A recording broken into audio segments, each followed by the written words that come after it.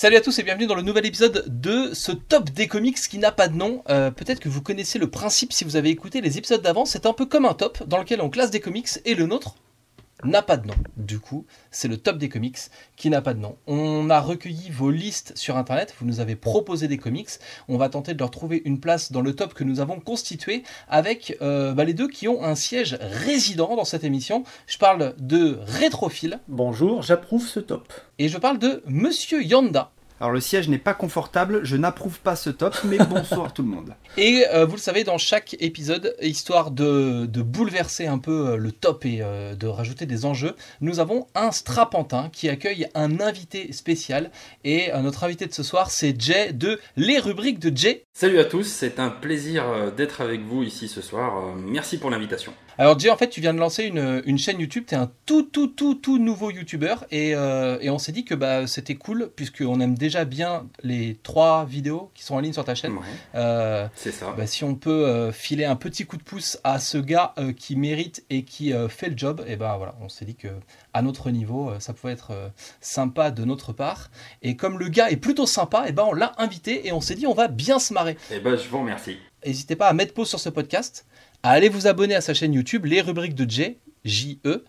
Et puis ensuite, vous revenez, on écoute la fin du podcast ensemble et on va voir comment est-ce que Jay va bouleverser le classement et les petites habitudes qu'on a pris ensemble dans Stop. Alors, je vous fais le récap du classement si vous avez raté le début. Les 10 premiers, attention, il y a eu du changement. Le premier titre de notre top des comics, c'est La Saga du Phénix Noir, un titre des X-Men. C'est arrivé en toute fin d'épisode la semaine dernière.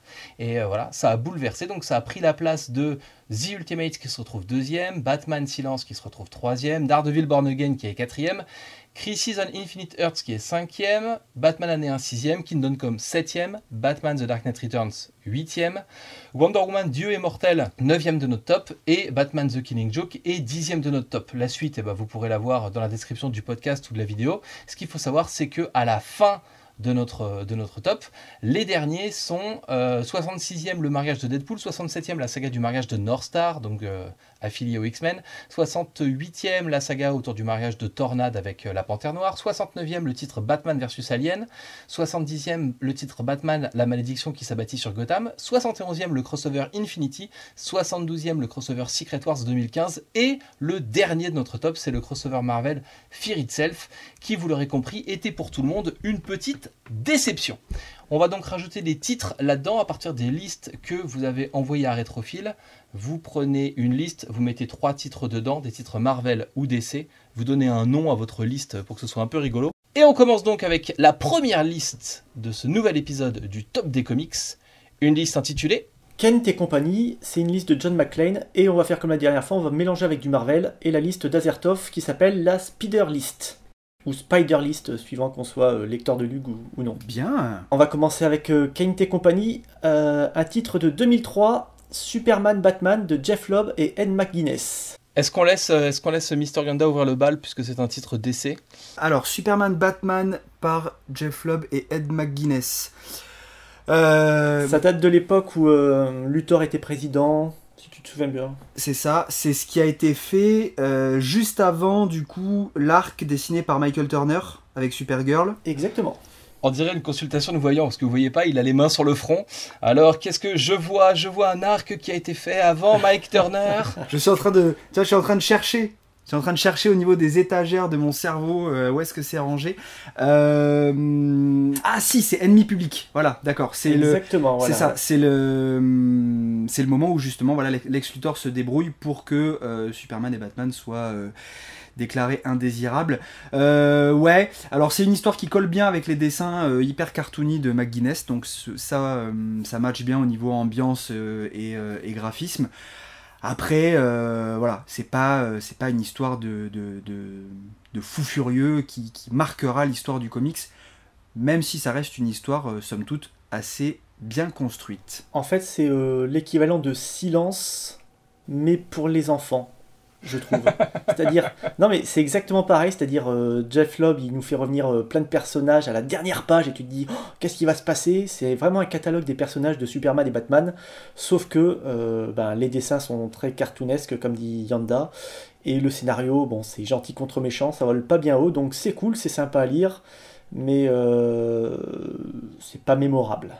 Par contre, j'ai préféré cet arc à celui qui suit. Mais je suis pas fan de Turner. C'est peut-être pour ça aussi. Très bien, je quitte ce podcast. Encore? Mais tu dis ça à chaque fois. Ouais, mais je vais vraiment finir par le faire.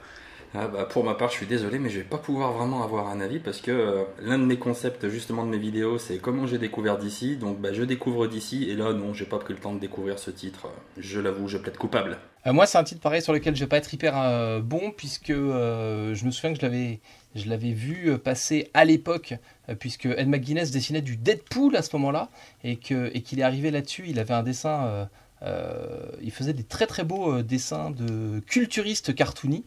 Je m'étais pas plus intéressé que ça à ce titre. J'avais survolé, j'ai trouvé que les dessins étaient sympas, mais j'ai pas lu. J'ai vu que c'est ressorti en intégrale chez nos amis de Urban Comics. Et je l'ai pas lu en fait. Je crois pas. Enfin, je l'ai peut-être resurvolé viteuf, mais je crois pas que je sois allé au bout de ce titre. En tout cas, ça m'a pas plus marqué que ça. Donc, je vais avoir du mal à avoir un avis et à vous proposer un classement pour ce titre. Moi, je regrette pas de l'avoir dans ma collection, hein, mais franchement, c'est pas du grand essai, quoi. C'est sympathique. C'est pas un regret, tu vois. J'ai pas fait l'impasse sur ce titre. C'est juste que à un moment, il faisait pas partie des priorités. Et puis là, vu l'avalanche de comics qu'on a en ce moment, c'est un retard que j'ai pris et que j'ai jamais vraiment rattrapé. Je plaide coupable, monsieur le commissaire. Pour le classement, moi, si on devait trancher, au moins le positionner, je serais dans le ventre mou, comme dit. Voilà, les deux expressions du top, c'est ventre mou et queue de comète. C'est les deux trucs à retenir. Donc queue de comète, c'est à la fin, et ventre mou, c'est plutôt dans le moyen sympa, quoi. C'est ça. On serait parce que je le mettrais en dessous de Shazam, parce que j'ai quand même préféré Shazam. Il est où Shazam? Shazam est 44e, donc voilà, on serait dans vers les 45, 46. À 46, ça m'irait bien, parce que les X-Men de Whedon, c'était quand même sympathique. Faut que j'arrête de dire sympathique. Donc on serait sur un Batman Superman en 46e. Ouais, ça me paraît bien là. Entre Astonishing X-Men et Uncanny X-Force de Rick Remender. Allez, allons-y. Moi, je suis hyper étonné de voir que Yandboy défende pas plus un titre d'essai. Je crois que c'est la première fois.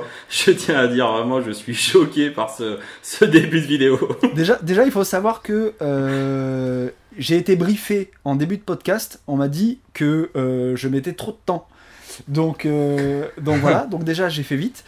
Et en plus de ça, bon, je suis pas. Il y a des titres chez DC que j'aime pas du tout, et d'autres que j'aime moins. Et ça, c'est un truc sympa, mais pas fou, quoi. C'est un peu l'épisode de la révélation, quoi. Cette phrase a été enregistrée, on te la ressortira, je pense, à de nombreuses occasions. Merde. Donc 46e position pour ce titre qui mélange les deux héros stars de...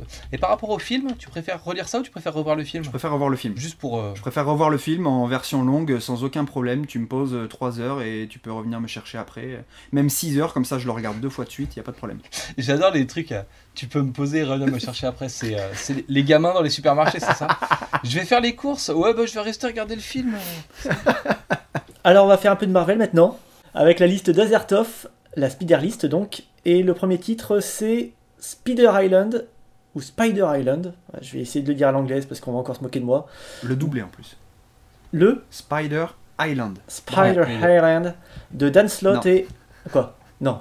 Non, pas Highland, parce que là c'est allemand après, c'est plus la même prononciation après.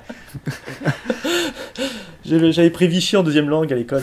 Donc Spider Island de Dan Slott et Humberto Ramos. Moi, monsieur le commissaire, ouah, ça pourrait être bien. En fait, c'était pas mal Spider Island quand ça avait été vendu. Moi, ça m'intéressait de lire ce truc-là. Et le postulat de cette histoire, c'est qu'il y ait une sorte de virus qui déferle sur New York et que tout le monde, finalement, a une sorte de pouvoir qui ressemble au pouvoir de Spider-Man. Si vous avez toujours rêvé de voir Mary Jane Watson marcher sur les murs, voilà, c'est dans ce livre que ça va se passer. Alors, dans mon souvenir, c'était un peu compliqué à lire parce qu'il y a beaucoup de tie-in et d'histoires parallèles qui viennent se greffer sur cet arc et que du coup, ça complique vachement l'histoire. Et que en fait, au-delà du pitch, tout New York va avoir des pouvoirs. D'abord, c'est Manhattan d'ailleurs qui a des pouvoirs. Il faut que le truc soit contenu, parce que si tu commences à avoir des Spider-Man partout dans l'univers Marvel, ça devient le bordel à gérer. Et puis il fallait que ce soit court et donc que ce soit résolu rapidement, parce que tu peux pas, dans tous les titres Marvel, avoir des araignées. Et en fait, le pitch me paraissait intéressant, et en lisant l'histoire, c'était un peu moins intéressant. Et au final, c'était un peu de la résolution facile à la Dan Slott, et du coup, c'était un peu chiant. Et en plus donc d'être une histoire sympa sans plus, c'est aussi l'histoire d'une déception. Donc je ne vais pas être très généreux dans ma notation de ce titre, je pense. Contrairement à toi, je trouvais pas le pitch intéressant, surtout que je crois qu'il nous avait fait le coup avec les Hulk quelques mois ou quelques années plus tôt, non ? C'était pas Fall of the Hulk ou un truc comme ça. Enfin, il y avait je sais pas combien de Hulk à une époque, ça avait duré. Ouais, il y avait un Thor rouge. Hulk, il y avait Captain America Hulk, enfin je sais plus. Et je pense que. Et ils sont en train de nous refaire le coup avec Flash Rebirth d'ailleurs. Et donc je pense que quand tu prends une idée aussi simple, faut amener une petite plus-value. Et là, Dan Slott, il l'avait pas la plus-value. Ce qui fait que l'histoire est franchement pas indispensable. Et c'était pas mauvais, mais c'était de la lecture de WC, j'ai envie de dire. Tu mets ça dans tes chiottes. En fait, je dis le pitch est intéressant parce que c'est des personnages que j'aime bien, tu veux. J'aime bien le Spider-Man classique, j'aime bien Miles Morales, j'aime bien Miguel O'Hara, donc le Spider-Man 2099, j'aime bien Spider-Woman, j'aime bien ce qu'ils ont fait de Venom à ce moment-là. Bon, toute la partie avec le anti-Venom, le suprême anti-Venom, le anti-anti-Venom, le supérieur machin, ça c'est un peu relou. Mais du coup, voir tous ces personnages-là dans une saga, ouais, moi ça m'intéressait quoi. Mais c'est le soufflet raté quoi. C'est le plat micro-ondé que t'achètes, la photo est jolie, puis quand tu le sors de sa barquette, ça ressemble à rien. C'était un peu ça mon ressenti avec ce titre. Je vais pas tellement pouvoir vous aider de toute façon pour le classement de ce titre. J'avoue à un moment donné chez mon libraire avoir failli l'acheter et le pitch qu'a fait Matt est très très bien, mais quand je l'ai lu, ça a pas du tout tapé dans mon cœur et je l'ai très vite reposé et je me suis dirigé vers un autre rayon. Non, désolé, mais je peux pas vous aider. Est-ce que pour la forme on pose la question à Yanda ? C'est une réponse traditionnelle. Avez-vous lu cette saga, monsieur Yanda ? Voilà, tu vois. Regarde, bouge pas. Non. Voilà. Alors ce petit bruit que vous avez entendu n'est pas le zizi de Mister Yanda, hein, mais son micro-casque qui a vibré lorsqu'il a fait non avec sa tête. Voilà. Et bien du coup, il y a les deux trolls, que sont Rétrophile et moi-même, qui allons devoir classer ce titre. Du coup, on va plutôt être sur une note artistique qu'une note... Parce que c'est quand même gratté principalement par Humberto Ramos, qui est un dessinateur très cher à mon cœur et avec lequel nous aurons pu faire d'excellentes interviews très sympathiques à retrouver sur la chaîne lescomics.fr, petit placement de produits. Je mettrais bien ça en 67e position, c'est-à-dire, ou 66e, allez bref, c'est-à-dire autour de Justice League Rebirth et du mariage de Deadpool, dans ces eaux-là. Il va être content, Humberto. Note de cœur 66e sur 74, je pense qu'on est bien là. Non, mais c'est quand même pas terrible, tu vois, c'est la vraie déception, Ouais, on sent la déception du coup. 67e, ouais, parce que Justice League Rebirth, comme on a dit la dernière fois, ça vole pas haut, mais je pense que quand t'as pas l'habitude de lire des comics, tu prends ton pied alors que... Recommencez pas avec Justice League Rebirth. Ne recommencez pas. 67, ça te va, Matt ? Ouais, c'était mon premier choix. Oui, effectivement, c'est un peu... T'as raison, c'est un peu main lourde, mais puis ça donnera l'occasion aux gens de me troller. Donc je vais maintenir ce jugement. Mais en fait, on est plus exigeant avec les personnages qu'on aime, peut-être. Ah, très certainement, oui. Enfin là, t'as été très exigeant quand même. Alors, plus exigeant ou plus aveugle ? C'est l'un ou l'autre. Enfin bon, toi non. Mais... pas moi. Voilà. Pas moi. Ouais, voilà, c'est ça. Non, je réfléchis, mais en fait, non. Le problème que j'ai avec le Batman de Snyder, par exemple, doit venir de mon affection pour le personnage. Oula, on va pas se lancer là-dedans parce qu'on pourra en discuter. Bref. Alors on est censé revenir sur du DC, mais John McClane nous a proposé Luthor, qu'on a déjà classé. Donc on va revenir sur du Marvel. Je suis désolé, Yanda. Mais je vous en prie, faites. Et donc on revient sur la Spider-List de Azertov avec un titre de 2014, Spider-Verse de Dan Slott et Coppel. Du coup, Spider-Verse, c'était un peu la version Harder, Faster, Better, Stronger de Spider Island. Je l'ai bien dit. Hein. Spider-Verse, c'est un événement qui devait permettre de réunir dans une seule et même équipe toutes les différentes incarnations de Spider-Man dans les comics, avec toutes les différentes timelines, tous les différents costumes, toutes les versions un peu délirantes qu'on a vues au fil des temps, et notamment le fameux Spider-Cochon, car rétablissons la vérité, Spider-Cochon n'a pas été inventé dans le film Les Simpsons. Le Spider-Ham, Peter Porker, existait dans les comics bien avant son invention par Homer Simpson dans le film. Revenons à nos moutons. Donc du coup, ça fait partie des trucs où pareil, sur le papier, j'avais vraiment envie de lire ce truc-là. Putain, c'était trop cool, quoi. Et il y avait tous les Spider-Man qui étaient réunis et qui doivent lutter contre une menace cosmique. Alors la menace, elle est moisie. Hein. C'est une famille d'aristos qui vont de dimension en dimension parce qu'ils mangent des Spider-Man. Et ils ont besoin du coup de manger des Spider-Man au fil des dimensions. Et donc les Spider-Man de différentes dimensions vont s'unir pour se battre contre des gens qui veulent les manger. Pourquoi pas Eh ben oui. Oui, monsieur Honda. Je vous conseille du coup cette lecture. Mais du coup, voilà, c'est le degré zéro de l'enjeu.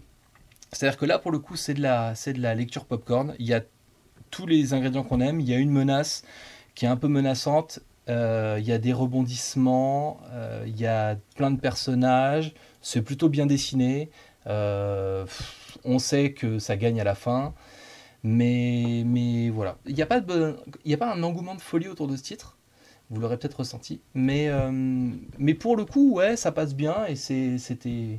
Quand j'étais dedans, bon, bah, je lisais ça comme un blockbuster. En revanche, je pense pas que je vais le relire un jour, tu vois, je suis... Ouais, mais c'était une bonne saga de Spider-Man, on n'en avait pas eu des bonnes depuis un petit moment.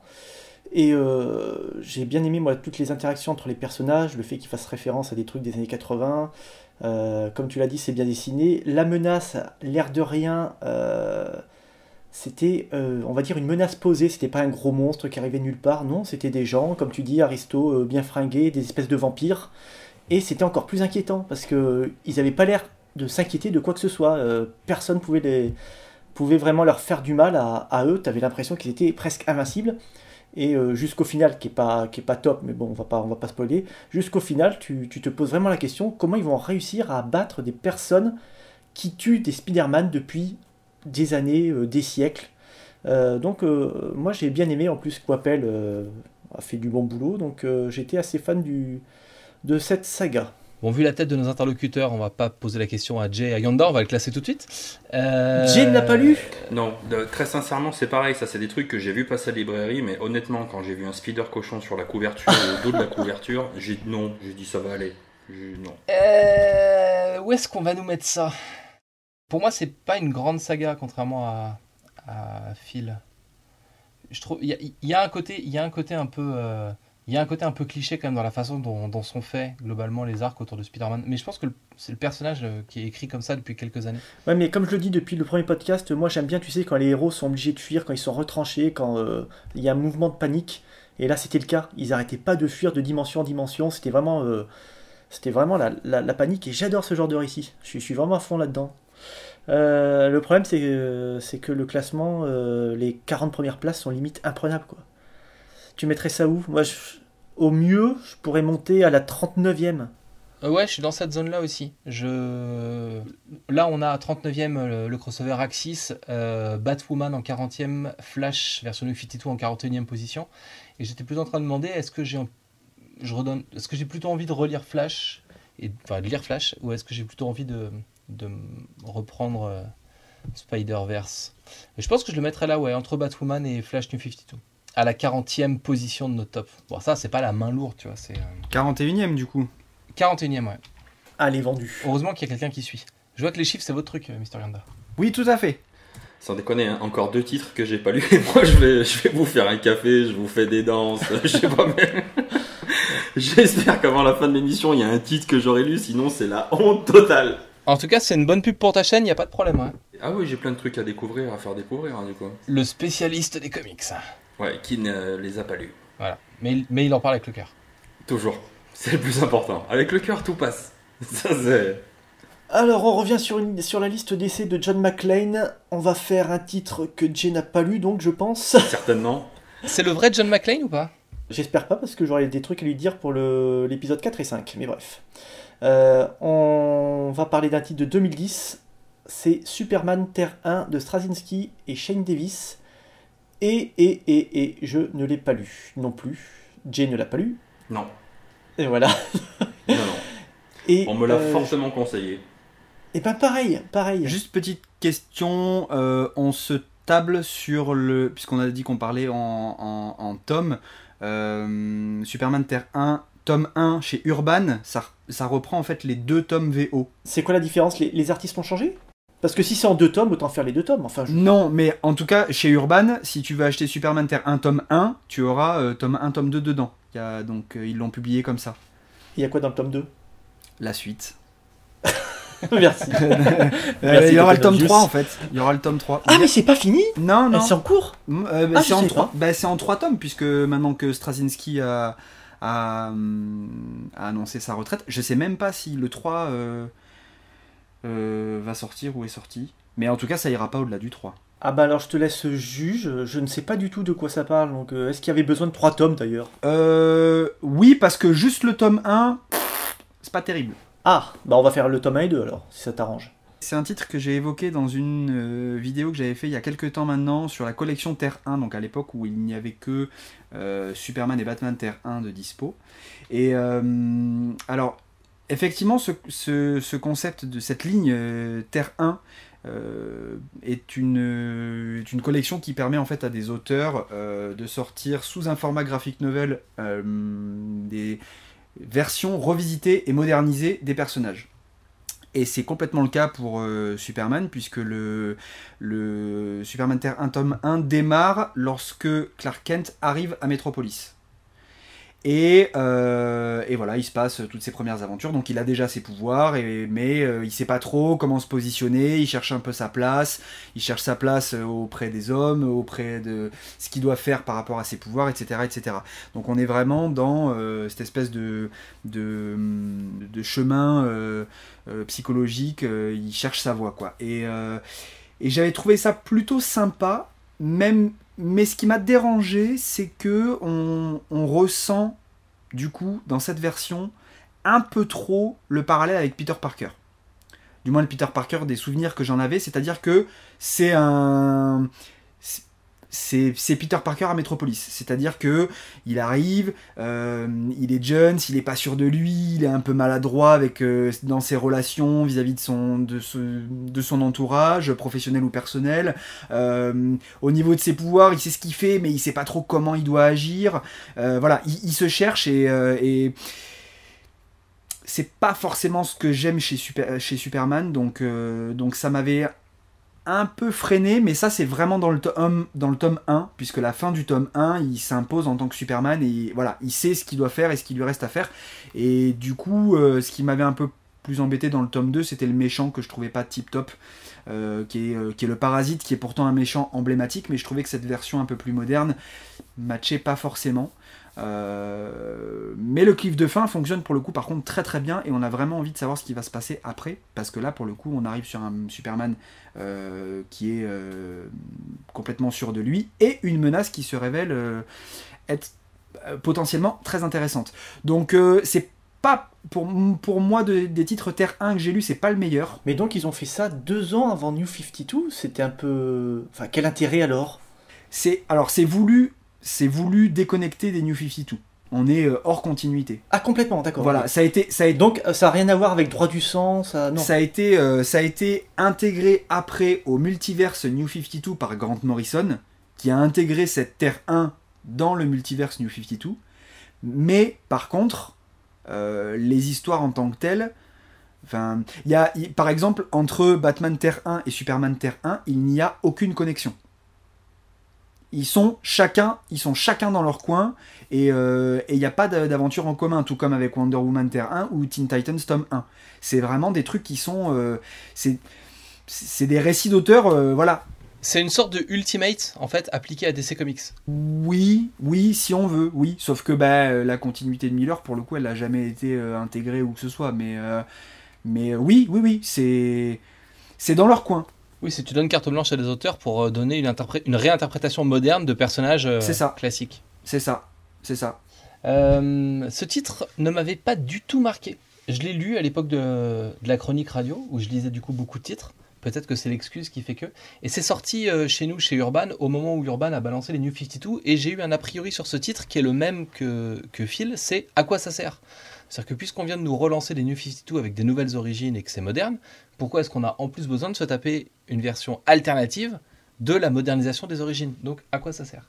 Ça m'avait pas laissé un souvenir de ouf, mais enfin ni bon ni mauvais en fait. Par contre là en le resurvolant, il y a plein de scènes qui prennent une nouvelle dimension puisque là vers la fin du tome 2 il y a une scène de procès de Superman. Ça vous rappelle pas un film? Il n'y a pas un film où on fait un truc comme ça? Et puis il y a quand même un Tu veux qu'on en parle, toi? Il y a quand même un moment où il y a un super signal, c'est-à-dire qu'il y a un mec sur un toit avec un projecteur qui projette un S dans le ciel pour rappeler Superman. Donc a priori il y a des trucs un peu d'invention et de trucs rigolos et tout, voilà. Tout ça pour dire que je ne vais pas m'opposer à la note de Mystery Honda, je n'ai pas...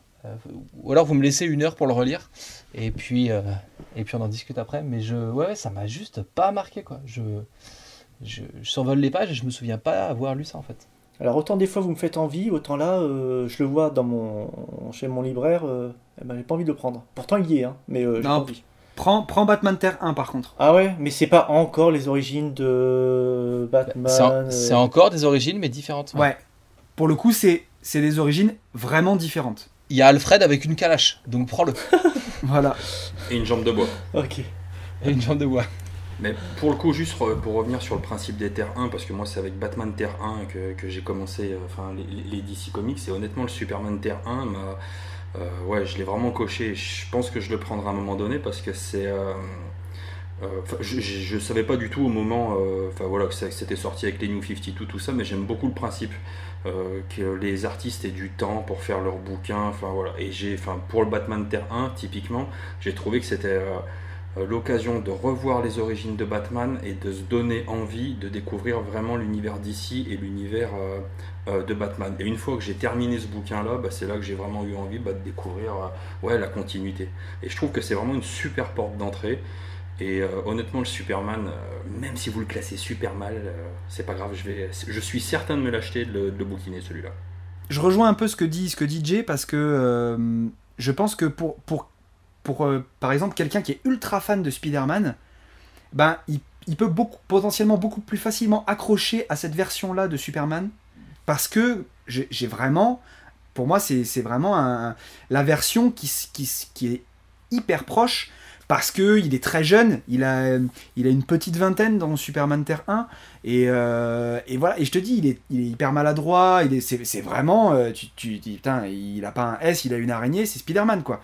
Et il bosse, il est journaliste, il est pas pigiste, mais il est pseudo-journaliste, voilà, et puis bon, Straczynski, il a fait du Spider-Man, donc c'est peut-être aussi pas innocent, mais c'est une bonne histoire, mais c'est pas la meilleure revisite pour moi sur le personnage. Où est-ce que vous nous classez ça, Monsieur Yanda? Parce que là, le mec est libre, donc il va encore faire n'importe quoi. Ah bah écoutez, si je suis seul, numéro 1. Hein. Devant Crisis, t'es sûr? Superman Red Son, c'est mieux. La mort de Superman, c'est mieux. Batwoman Elegy, c'est mieux. On attaque la 40e position. Ouais, mais Superman Identité Secrète, c'est tellement mieux. C'est tellement mieux. Earth 2, c'est mieux. Non, je peux pas descendre aussi bas décemment. Tu dis descendre aussi bas, mais il y a quand même des trucs cool aussi bas, tu vois. Il y a la ouais, dernière chef de Kraven qui est 55e, c'est pas dégueulasse non plus. Je sais bien, mais par exemple, typiquement, Batman Superman Ennemi Public, dont on a parlé tout à l'heure, je suis dans ces eaux-là. C'est pour moi, c'est attention, expression à l'ancienne, c'est kiff kiff bourrico. Pas si ancienne que ça va, ça passe. Bon, merci. Oui, ça se dit. Enfin, moi je le dis. Est-ce que vous avez tous la vision de Rétrophile et Mister Yonda en train de faire leurs courses au Carrefour, avec maman qui leur dit on prend ça ou ça? Il dit oh, c'est kiff kiff bourrico, hein, tu vois. Donc 47e pour moi. Voilà. Donc 47e entre Astonishing X-Men et le Batman Superman Ennemi Public de McGuinness. Ouais. Merci John McClane pour ta liste. Exactement, c'est ce que j'allais dire. Merci pour ta liste. Et on va faire le dernier titre de la liste d'Azertov, donc la Spider List. Et c'est un titre de 2012, c'est Spider-Man de Bendis et Sarah Pichelli. Bah, Spider-Man, c'est hyper bien. Voilà, c'est tout ce que j'avais à dire. Numéro 1, merci. D'accord. Alors, Spider-Man, un peu de contexte. Il y a deux univers importants en ce moment chez Marvel, enfin jusqu'à 2015 chez Marvel Comics. Il y avait la fameuse Terre 616 qui est l'univers historique de Marvel, et il y avait l'univers Ultimate qui est la version modernisée de l'univers Marvel. Dans ces deux univers, il y avait un Peter Parker qui est Spider-Man. Et dans l'univers Ultimate, le Peter Parker est mort au combat. Et il y a un jeune gamin qui était fan de Peter Parker, qui a acquis des pouvoirs d'araignée et qui est devenu le nouveau Spider-Man. Et ce jeune mec s'appelle Miles Morales. Et du coup, Spider-Man, c'est la rencontre du Peter Parker historique et de Miles Morales, qui a vu le Peter Parker de son univers mourir alors qu'il était fan. Et du coup, dans l'univers Ultimate, des choses traumatisantes pour le Peter Parker qu'on connaît ne se sont pas passées. Par exemple, Gwen Stacy de l'univers Ultimate n'est pas mort, donc le drame qui a traumatisé Peter Parker dans 1,5 tonne de BD Marvel ne s'est pas produit et il peut croiser la route de Gwen Stacy. Donc ça joue sur le rapport entre ces deux Spider-Man qui vont donc se rencontrer, qui vont apprendre à vivre ensemble, qui vont affronter un truc, enfin voilà, normal. Mais c'est assez juste dans la façon dont c'est écrit, c'est plutôt beau, ça a le mérite d'être court. Et puis du coup c'est cool, et c'est une lecture assez solide. C'est une lecture du coup qui a évolué avec le temps parce que c'était la rencontre de deux versions de Spider-Man qui auraient pu en rester là. Il y a eu une suite, et puis avec les événements de fusion d'univers qui ont eu lieu dans l'événement Secret Wars, maintenant ils appartiennent tous les deux au même univers, et du coup il y a une sorte de rapport de mentor et d'élève entre le vieux Spider-Man et le nouveau Spider-Man. Et du coup, cette histoire, malgré les évolutions de l'univers Marvel, continue à fonctionner. C'est voilà, la vraie rencontre entre ces deux héros. Il y a quelque chose d'hyper touchant en fait dans ce récit. Et voilà. Et pour le coup, ça marche hyper bien. Et donc Spider-Man, c'est hyper bien pour moi. C'est bien vendu, tu me l'as bien vendu. Alors je vais mal te le vendre. Ah Parce que moi j'ai arrêté au premier épisode. En fait, déjà quand j'ai vu marqué Bendis dessus, j'ai dit ouh là, ça me paraît bizarre. Ensuite, le fait que. Est-ce qu'on peut afficher un bandeau en bas de l'écran quand tu trolls gratuitement en fait? On peut faire un truc. Non, franchement, je suis pas fan de Bendis. Et le fait qu'on mélange deux univers qui étaient censés jamais se croiser, j'ai dit ça a intérêt à être bien. Et quand j'ai eu le premier épisode, j'ai retrouvé certains tics de Bendis qui m'ont gonflé, des personnages qui discutent. Je vais te dire quelque chose. Ah ouais, qu'est-ce que tu vas me dire? Je vais te dire un truc, tu vas voir. Ah ouais, c'est quoi? 14 bulles pour rien dire.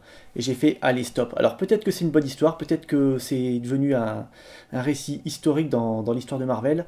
Mais le peu que j'en ai lu, j'avais vraiment pas envie de lire la suite. C'est marrant parce que Bendis, on aime ou on n'aime pas vraiment pour ça. C'est un truc qui est hyper clivant. Mais enfin, moi, j'aime bien le côté réaliste qu'il y a dans plein de dialogues de Bendis, justement. Et du coup, ces longueurs-là, j'ai pas le souvenir que ça m'ait choqué ou gonflé ou ce genre de truc. Et moi, j'ai plutôt des souvenirs dans les dialogues de Bendis où, quand tu reprends Powers, par exemple, il y a des scènes d'interrogatoire qui sont hyper longues avec des systèmes de gaufrier de tout le monde qui dit la même chose. Et puis, ce que j'adorais quand il a repris, par exemple, les Avengers et qu'il en a fait les New Avengers, c'est on est dans l'univers Marvel et jusqu'à présent, dès qu'un super-héros voyait un super méchant, il disait « Ah oui, c'est lui, je le connais !» Et là, du coup, il y a des nouveaux personnages qui rentrent dans l'équipe et Spider-Man, il connaît pas les méchants des Avengers, par exemple, et tout le monde est en mode « Mais qui c'est celui-là ? Bah, je sais pas, je le connais pas, c'est pas lui et tout. » Et les méchants, ils s'énervent parce qu'en fait, on les reconnaît pas. Et du coup, si les super-héros existaient, ils connaîtraient pas tous les super méchants, ils connaîtraient ceux auxquels ils ont été confrontés. Et donc, il y a des choses hyper justes dans la façon dont les dialogues de Bendis sont écrits. Et du coup, c'est cette justesse que j'aime bien, moi, dans cette version-là des comics, passe peut-être par ce style un peu empoulé qui, toi, a l'air de te gonfler un peu. Non, c'est que la méthode Bendis, elle marche pas partout. Elle marche avec Powers, elle marche avec Torso, elle marche avec Ultimate Spider-Man. C'était des jeunes qui se croisaient et tout, et puis c'était nouveau à l'époque. Le problème, c'est qu'il applique sa méthode partout. Et non, c'est chiant. C'est comme si tu mettais Woody Allen sur Les Vengeurs. J'ai pas envie de voir ça. Donc Bendis, c'est pas qu'il est mauvais, c'est qu'il applique sa formule partout et non, c'est juste pas possible. C'est pas possible. Quand je dis que je n'aime pas Bendis, c'est un mensonge en fait. Je l'aime bien, mais sur certains titres. Ouais, là, ça correspondait pas à ce que tu voulais dire à ce moment-là, quoi. Sur ce Voilà, titre-là. exactement. Mais c'est comme quand tu dis, Jim Lee sur les X-Men, par exemple. Les X-Men, il faut qu'ils soient Exactement, crado, mais et Jim t'écoutes Lee, ce que il fait je que dis. des personnages beaux. Bah oui, bah j'écoute. Mais vous savez que j'écoute le podcast? Voilà, bah, c'est typiquement ça. Jim Lee peut faire des bons trucs. Il était bien sur les 4 Fantastiques, là, à l'époque où ils ont changé de dimension, qu'ils sont allés chez Image. Il est bon sur certains titres, mais sur les X-Men, non. Bon, on va... Désolé de vous engueuler à Il a nouveau, pu le mais- replacer, ouais, c'est bien. Non. Ouais, c'est vrai. Donc où est-ce qu'on le met? Où est-ce que tu le mets toi? Et puis Parce que j'ai remarqué qu'en général tu mets les titres très bas et moi assez haut quand on n'est pas d'accord. Ce qui est ridicule, mais ça devrait être le contraire. Mais bon. Ouais, je pense que je suis au niveau de la cour des hiboux dans ces eaux-là, à la 23e position. Est-ce qu'on peut le mettre 30e? Parce que je préfère quand même Blackest Night. Ouais, mais pas moi. Et non, mais là je fais un effort parce que sinon moi je te l'aurais mis dans les pareils 40-50e. Donc quelque part j'essaie de te faire plaisir. Mince, j'ai ri. Je suis plus crédible. Mince. Bon allez, tu veux le mettre combien? S'il faut le descendre, je le mets à 27e au niveau de Futur Imparfait. Allez, ça marche. Attends, Les marchands de tapis discutent entre eux. C'est ça. On aurait Punisher à la fin. avant ou après? Avant. Après. Oui, avant Planète Hulk, après. Pardon, je suis perturbé par mon voisin qui fait des travaux hyper tard. Ok, ça Donc marche. 28e, on aurait Punisher à la fin 25e, Next Wave 26e, Hulk Futur Imparfait 27e, Spider-Man 28e, Planète Hulk 29e, Blackest Night 30e. Et ce classement ne veut rien dire. Rien dire. Je suis en train de voir que Aquaman New 52 est 22ème. C'est quand même assez haut, quoi. Et ça, c'était connerie, Yanda. Non, mais ouais. Ah, moi, je viens de voir que X-Men, le Phénix Noir est premier. Je trouve ça quand même assez haut. Hein. Ah oui, là, non, je suis d'accord, là. Bon, on va remercier Azertov pour sa liste et on va pas changer de discussion ni vu ni connu. Je voudrais faire un message personnel. Je voudrais remercier Azertov tout court. Azertov, c'est un type qui me suit dans les podcasts depuis hyper longtemps. Et donc, la fidélité est récompensée. Big up à toi, Azertos. Et on va attaquer une nouvelle liste. Alors, c'est une liste 100% d'essai. Mais C'est je bon, pense ça. qu'on. Mais attends, attention. Ah. Je pense que peut-être, on ne va faire qu'un titre. Oula. Si c'est une liste de 3 titres, c'est peut-être les 3 seuls que j'ai élus, donc c'est bien. Ouais, ce serait bien que Ah, surtout si c'est du décès, ouais. les espoirs sont permis. Mais vu le nombre de titres là qui passent et que j'ai pas lu, ouais, ça part pas bien cette histoire. Mais t'es content d'être là quand même, hein? Mais ravi. J'écoute l'émission en direct avant tout le monde, c'est génial. C'est une chance hors du commun. Hein. Maman, je passe à la télé. C'est ça. Alors, c'est une liste de Marcus Cardo et le premier titre, 2008, All-Star Superman de Grant Morrison et Frank Quitely. Ça part pas bien, c'est ce que je disais. Hein. Est-ce qu'on a un invité de secours, un truc comme ça? Non, mais on avait prévu le coup. Hein. À un moment donné dans le podcast, voilà, je vais vous chanter 2-3 chansons, faire des claquettes, voilà. Mais il y a des numéros qui vont venir après. Mais sinon, Phil, tes gosses de 7 ans, ils sont couchés, ils peuvent pas, parce qu'ils ont peut-être lu plus de comics que Jay, donc ils peuvent peut-être te dépanner, faire quelque chose. Je suis le seul invité qui va perdre des abonnés en venant. C'est énorme. Eh bien, All-Star Superman, vas-y, je suppose Yanda. Non, j'ai pas Ah. lu. Non, Ah bon All-Star Superman par Morrison et Quitely, c'est les trucs emblématiques de Superman que je n'ai pas lu. Entre ça et le Superman de John Byrne. Moi, c'est pour ça que je l'ai pas lu, parce que Yanda l'a pas lu. Donc, du coup, je me suis couvert. J'ai dit, s'il le lit pas, c'est que non, il doit y avoir, il y a quelque chose qui va pas. Et pourtant, c'est du Morrison Quitely. Donc, bon, voilà, c'est que ça doit quand même envoyer du lourd. Ça envoie du lourd avec tous les défauts et les qualités de ces deux artistes. Graphiquement, c'est du Frank Quitely, donc je vous laisse imaginer à quel point le Superman est massif. Il est tout en pec et en épaule et on a des personnages ultra carrés. Alors l'histoire de ce titre, c'est un titre qui est censé rendre hommage aux être un hommage aux aventures de Superman. Le postulat, c'est que Superman a été irradié par trop de rayons solaires et que du coup, il va mourir en fait. Et donc, on va suivre les dernières aventures de Superman qui va un peu régler ses affaires sur Terre, sachant qu'il est condamné assez rapidement. Et en fait, ce prétexte va permettre d'explorer plein de passages de la vie de Superman. On va revoir des personnages emblématiques qu'on n'a pas vus depuis longtemps. On va enfin voir des trucs qu'on attendait de voir. Par exemple, on va voir une Superwoman qui est Lois Lane. Il y a voilà, ce genre de choses à l'intérieur. Graphiquement, c'est hyper beau. En termes d'hommage, alors on va arrêter de faire les lettrés et tout ça. Enfin, moi, je suis un lecteur normal. Et Morrison, il y a juste trop de références à des BD des années 30-40 que je suis comme vous, j'ai pas lu. Et donc, on est noyé sous les références et il faut pas essayer de les chercher puisqu'on n'y arrivera pas, en fait. C'est trop référencé, trop lettré, peut-être trop subtil, tout ça, machin. Donc, il faut le prendre comme une aventure à suivre. Et puis, les chapitres sont presque indépendants dans cette histoire-là. Donc, ça donne un ton un peu particulier à cette BD. La seule vraie trame principale, c'est que Superman est mourant. Au-delà de ça, c'est une lecture hyper sympa, peut-être par la patte des artistes et la façon dont c'est fait. Et du coup, c'est cool. C'est un petit cool, hein, on est d'accord. Attention, je suis pas hyper fan de Superman à la base. Mais voilà, ça passe bien, c'est hyper sympa. Et puis il y a... mini spoiler, il y a 2 personnages qui étaient dans un dessin animé des années 80 consacré aux personnages d'essai qui reviennent, qui sont des faux jumeaux avec des pouvoirs, et c'était cool de les revoir parce qu'ils sont kitsch à mort, et donc ils sont dans ce titre. Voilà, il y a plein d'aspects positifs. Ce sera pas ma lecture de chevet, mais c'est un titre, c'est du lourd, c'est du solide.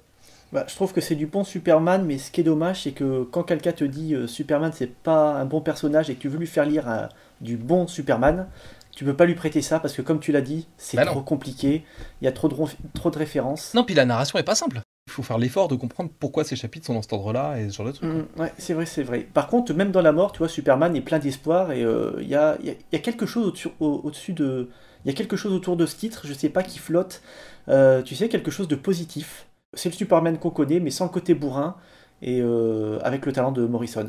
Mais c'est ça, t'as le vrai esprit, pulp, en fait, positif. T'es pas dans du... Comment disent nos amis spécialistes, du dark and gritty. Grim and gritty. Grim and gritty, voilà. On n'est pas dans un truc, justement, voilà, dark et triste et violent pour rien. On est plutôt dans un esprit très shiny, très comics old school, malgré la mort, quoi. Et fun fact d'ailleurs, pour la petite histoire, vous qui avez eu All Star Superman, je ne sais pas si vous saviez, en fait, au moment où Morrison a écrit All Star Superman, il a écrit le scénario en ayant sur le plan personnel son papa qui était en train de décéder. Ça, c'est un fun fact. T'as raison, c'est fun. C'est fun, hein. Bonne ambiance, hein. Allez, voilà. Wouh. Non, mais du coup, c'est cool que... Prenant ça non, c'est pas cool, en compte pour son inspiration. C'est cool que le père de machin il va mourir. Non, c'est pas bien. Mais en prenant ça comme appui pour l'inspiration, puisqu'il le dit lui-même, que ce qui en ressorte, ça soit justement pas un récit grim and gritty et vraiment tourné sur cet aspect pulp et espoir qui est Superman, etc. C'est positif. Voilà, maintenant vous pouvez classer, j'ai placé mon truc pour compenser le fait que je n'avais pas lu ce titre, donc voilà, maintenant... En fait, c'est hyper compliqué parce qu'on arrive dans une période du top où on est dans des titres soit qu'on a bien aimé sans plus, soit qu'on a pas trop aimé sans plus, et soit qu'on n'a pas lu pour certains, hein, salut les gars. Et du coup, ça devient hyper compliqué de placer ça dans un top dans lequel, je le dis encore une fois, les titres ne sont pas dans l'ordre. Hein, c'est pas responsable de cet ordre. Pas responsable, mais tu seras coupable hein, quand même à la fin. C'est ça. Ça c'est important de le dire. De toute façon, je sais pas qui a fait ce top, mais c'est vraiment...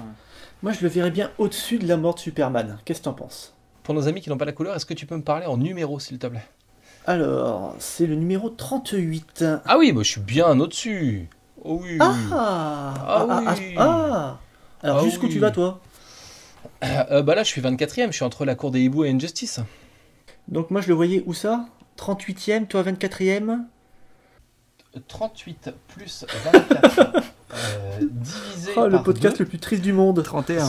Ça nous fait 31ème place, donc il se retrouve entre Blackest Night et le Spider-Man de Todd McFarlane et David Michelini. Est-ce que ça te va ou est-ce que tu veux que je fasse un petit effort ? Ah bah, je préférerais que tu fasses un petit... Moi, je voudrais le mettre 22ème. Ouais, bah on va le mettre 31ème, est-ce que ça te va ? Bah,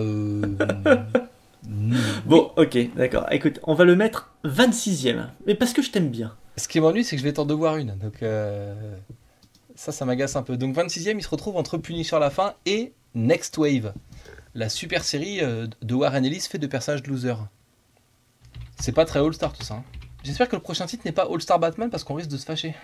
C'est pas impossible. Je vous avais dit que dans la liste de Marcus Cardo, il y avait 3 titres et qu'on allait en classer qu'un seul parce que le deuxième titre, c'est Preacher de Ennis et Dillon. Alors, rappelons les règles du podcast. Un titre DC, un titre Marvel, et c'est tout. Preacher étant un titre Vertigo, techniquement, ce n'est pas un titre DC.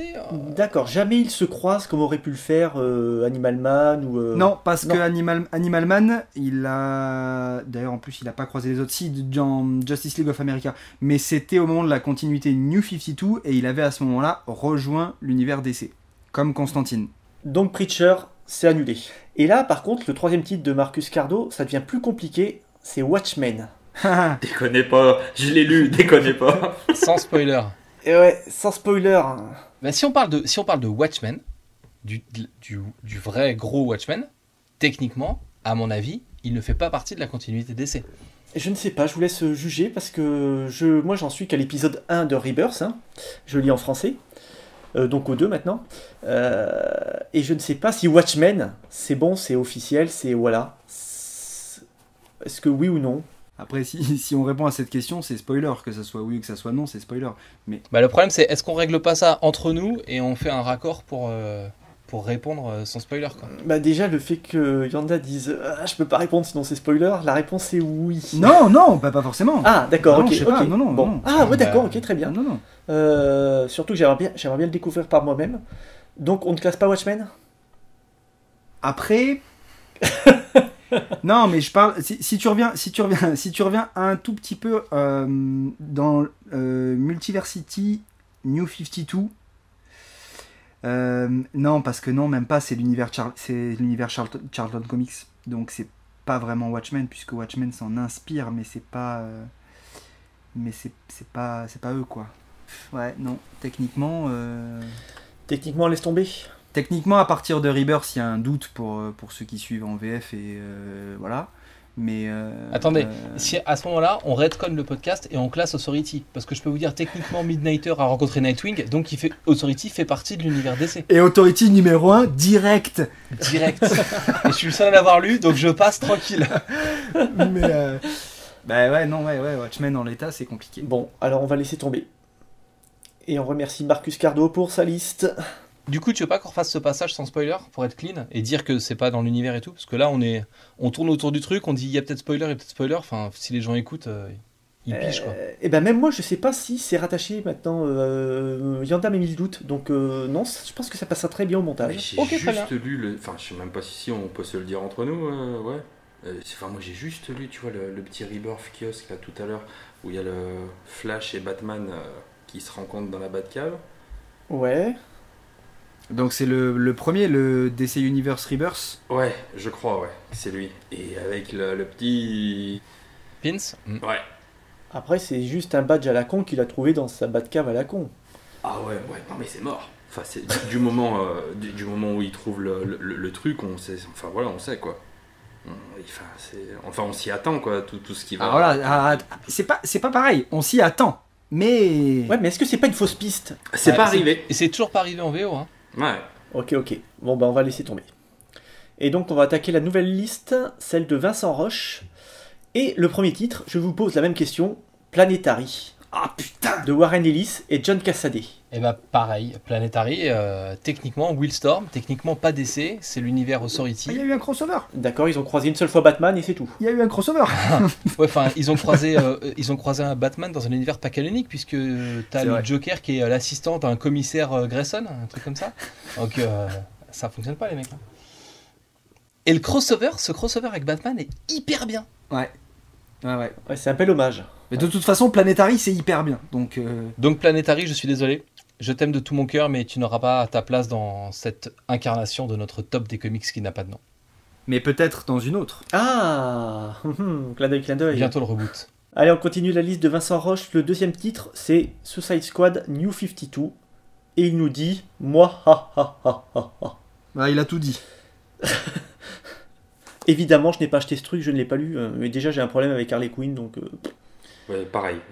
Moi, j'ai eu un problème avec le film. J'ai un problème énorme avec Harley Quinn. Donc Suicide Squad, non, j'ai un problème avec Suicide Squad Rebirth. Moi, c'est pareil, j'ai lu 5 pages, j'ai fermé, c'est pas possible. C'est juste, je ne suis pas la cible visée de ces gens-là, ce n'est pas pour moi, c'est mort. Je pense que ce que Jay a dit est très juste. Je pense que nous ne sommes pas la cible visée par Suicide Squad New 52. Tu veux dire les êtres humains en général ou Suicide Squad Rebirth, non, mais parce que si tu veux, par exemple, Suicide Squad par John Ostrander, je suis ultra fan. Et je trouve ça génial. Parce que c'est... Alors, ça va paraître tellement prétentieux ce que je vais dire, mais ça ne l'est pas. C'est intelligent. C'est intelligent, c'est-à-dire qu'il y a un vrai contexte politique avec des enjeux. C'est une équipe de méchants, mais tu sens vraiment que ce sont tous des pourris jusqu'à la moelle. Des méchants très méchants. Amanda Waller est ultra charismatique, ultra imposante, lol. Mais voilà, c'est bien écrit. Alors les histoires pour le coup ont pas forcément super bien vieilli parce que voilà, c'est quand même une narration assez datée, mais ça reste hyper efficace, hyper intéressant, hyper prenant. Il y a des enjeux au sein de l'équipe dans les relations, il y a des enjeux par rapport aux missions qui sont effectuées par l'équipe. C'est vraiment hyper bien. Et à l'inverse, alors le Suicide Squad New 52, je n'ai lu que le premier tome, mais à l'inverse, j'ai pas du tout retrouvé ça dans Suicide Squad New 52. J'ai retrouvé une lecture popcorn. Voilà, c'est rigolo, c'est des méchants, pam pam boum boum, voilà, et ça n'a pas du tout marché pour moi. Mais parce que je pense très clairement que j'étais pas du tout la cible visée par ce type d'histoire. Et donc, en toute logique, ça n'a pas marché sur moi. Non pas que j'aime pas les trucs décérébrés, parce que voilà, je suis pas non plus passé pour un mec élitiste, mais pas comme ça, quoi. Non. Pas avec une équipe comme ça, parce que, pour le coup, il y a moyen de faire nettement mieux avec une équipe comme ça. Du coup, pour toi, c'est teen comme lecture? C'est jeune public? Ado? Ouais, parce que c'est dynamique, parce que c'est très action, parce que les personnages sont assez facilement identifiables et que ils sont aguicheurs dans le sens où ils interpellent. C'est hyper dynamique, c'est pas bourrin, mais il y a beaucoup de combats, il y a beaucoup de, ça va vite, et voilà, il y a pas vraiment d'enveloppe, quoi. Alors je vous parle de ce livre que Yanda conseille à vos adolescents. Je suis page 44 du livre. Donc l'équipe est face à une jeune femme qui est en train d'accoucher, qui se transforme en démon pendant qu'elle accouche. Elle grossit, elle a des tentacules partout. Et donc il y a un homme requin qui lui saute dessus et qui lui mange la tête et qui lui arrache la tête. Et finalement, Deadshot avec un couteau va ouvrir le ventre de la mère pour lui sortir le bébé. Et donc on a un gros plan sur Deadshot avec le bébé dans les bras, le cordon ombilical encore attaché, tout dégoulinant et tout ça. Cette personne est dangereuse. Je vous propose d'envoyer immédiatement le SWAT chez Mister Yanda. Donc on est dans la région de Bordeaux, hein, c'est la Gironde, c'est le 33, hein, donc déplacez-vous très rapidement. Après, tout dépend dans quelle tranche d'âge tu situes les ados. Moi, les ados, c'est 15-16 ans, hein. Moi, je suis convaincu qu'à 15-16 ans, ça m'aurait plu. Mais vraiment. Mais là, à 35, non, c'est pas possible, quoi. Et puis en plus... Il est bien, ce mec, vous avez eu raison de l'inviter. Merci. Mais Harley Quinn, elle est quand même pas mal. Mais non. Oui, mais elle sert à quoi? Non, c'est pas Harley Quinn, quoi. J'ai toujours pas compris son utilité, sa plus-value. Sa plus-value, là, elle est commerciale, hein. Hormis un mini short et qu'elle est un peu faux-folle, je sais pas ce qu'elle apporte. C'est très clivant, hein, ce que je viens de dire. C'est très très clivant. Il y a page 120 du bouquin, il y a un gang de Harley Quinn. Il y a un nain avec une tronçonneuse habillé en Harley Quinn, un mec à 2 têtes habillé en Harley Quinn. Il y a un gang de Harley Quinn, pour de vrai. Ça a l'air bien. Je trouve ça hyper laid, sans blague, quoi. Voilà. Yanda, tu l'as lu, tu peux le placer, du coup. Je crois que tu es le seul à l'avoir lu. On parle du tome 1, hein. Parce que j'ai lu que le tome 1. New 52, je suis pas allé plus loin.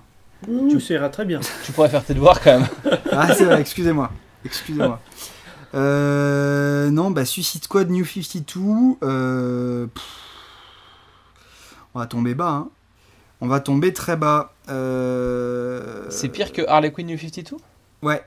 Ouais, parce que Harley Quinn New 52, t'as un côté un petit peu fun, alors qui me saoule très vite avec ce personnage, mais ça serait moins la punition de relire Harley Quinn New 52 que de relire Suicide Squad New 52. Le problème, c'est qu'en bas du classement, t'as rien lu. Ben, c'est ce que je suis en train de voir. Batman la malédiction, je l'ai pas fini. Mais on est dans ces eaux-là, hein, parce que Suicide Squad New 52, je l'ai fini, mais j'avais vraiment pas envie d'aller plus loin, quoi. Donc ouais, 77. On se retrouve donc avec un titre qui est placé entre Batman, la malédiction qui s'abattit sur Gotham, et le crossover Marvel Infinity. Voilà, si vous voulez lire du bon Suicide Squad, je vous invite à lire le Suicide Squad par John Ostrander, qui est en France les archives de la Suicide Squad, si je dis pas de bêtises, si Tout à fait. le nom est correct. Ça, c'est très bien. Ça a un peu vieilli dans la narration, mais ça, c'est du bon récit Suicide Squad. Petite couverture blanche, petit deadshot en couverture. Voilà. Très joli. Et pas de Harley Quinn dans l'équipe. Je répète, pas de Harley Quinn dans l'équipe. Non. Eh bien, il nous reste un dernier titre de la liste de Vincent Roche. C'est un titre de 2001, c'est X-Men par l'équipe de Grant Morrison et Quietly. Et Vincent Roche nous dit « J'espère jouer le haut du classement. Grave. » Et j'ai envie de lui répondre oui. Attends, je vois la tête de Jay, là c'est mal barré. Oh, c'est super mal barré, je l'ai pas lu. Showtime. On va bien te le vendre, Alors, historiquement, c'est les comics X-Men qui sortent au moment de la sortie du premier film de Singer. Donc on a une nouvelle équipe mise en place par Morrison, et puis on a un look qui est censé être le look qui colle au film, avec un truc très sombre, très cuir, très machin. C'est dessiné par Frank Quitely, que beaucoup de gens ont découvert à ce moment-là. Je crois que c'est mon cas. Ah non, sur Authority il était avant. Mais du coup, ouais, voilà, c'était la branlée de le voir arriver sur les X-Men. Et putain, c'était cool. C'est le moment où Emma Frost devient vraiment membre de l'équipe, où il y a une vraie histoire malsaine, un peu sordide avec Cyclope, une sorte d'amour interdit. Elle a ses pouvoirs où elle peut se transformer en diamant. Elle devient directrice de l'école. Il y a tout ce côté un peu malsain, violent, badass. Il y a plein d'élèves comme les M-Phil qui rentrent dans l'école parce que ils sont tous moches, ils ont des pouvoirs. Parce que voilà, devenir un mutant, c'est pas forcément être un super beau gosse qui tire des lasers avec ses yeux. Ça peut aussi devenir une sorte d'humanoïde, du coup moitié homme, moitié oiseau, mais donc qui a un pauvre bec pourri à la place du nez, qui a 3 plumes sur les coudes et qui peut rien faire en fait de ses pouvoirs. Donc il y a toute une partie loser dans ces élèves-là qui reviennent là-dedans. Mais c'est pas parce que t'as l'air d'être un loser et que tes pouvoirs sont pas classe que tu vas être une merde dans ta vie. Et il y a un développement de ces personnages à travers leur scolarité et l'essor des X-Men qui est hyper intéressant, et ces personnages deviennent puissants et ou attachants. Et enfin, il se passe des choses dans l'école du professeur Xavier. C'est hyper cool. C'est une lecture extrêmement solide, et c'est une lecture qui nous vient d'une époque où ça sortait en Marvel Deluxe, ça coûtait à peine 25 € et il y avait 14 épisodes à l'intérieur. Donc je vous laisse faire le calcul du rapport qualité-prix. C'est le plus gros Marvel Deluxe que vous pourrez trouver, et rien que pour ça c'est hyper bien. Bref, j'adore cette période des X-Men. Je pense que c'est ma dernière grosse coup de cœur love, tout ça, des X-Men, quoi. Et je me souviens du coup avoir complètement craqué sur ce titre, et quand les X-Men de Whedon et Cassalet sont arrivés, où tout le monde disait « Waouh, ça va être super !» J'avais lu ça en espérant retrouver l'amour et l'excitation que j'avais eu à la lecture des New X-Men de Morrison et Quietly, et ce n'est jamais revenu au même niveau. Pour moi, c'est voilà, mon petit chouchou X-Men. Je pense que c'est un de mes passages préférés sur les X-Men. Donc évidemment, pour répondre aux commentaires de ce fan dont... C'est Vincent Roche. Oui, on joue le haut du classement. Et je suis d'accord avec tout ce que tu as dit. Les personnages étaient bien écrits. Je veux dire, c'est la première fois que Cyclope devient cool. Wolverine est badass. Tout est bon, franchement, tout est bon. Il y a des nouveaux personnages qui arrivent. Je me souviens qu'à l'époque, on sortait d'une mauvaise période. Il y avait le retour de Chris Claremont, je crois, un truc comme ça. Non mais on sort de tout, c'est la fin des années 90. On est dans les épisodes qui sont post-Onslaught. Donc il y a l'opération de tolérance zéro, il y a le crossover les 12 pour savoir qui est... Enfin, ouais, c'était horrible. Ne parlons pas de ça.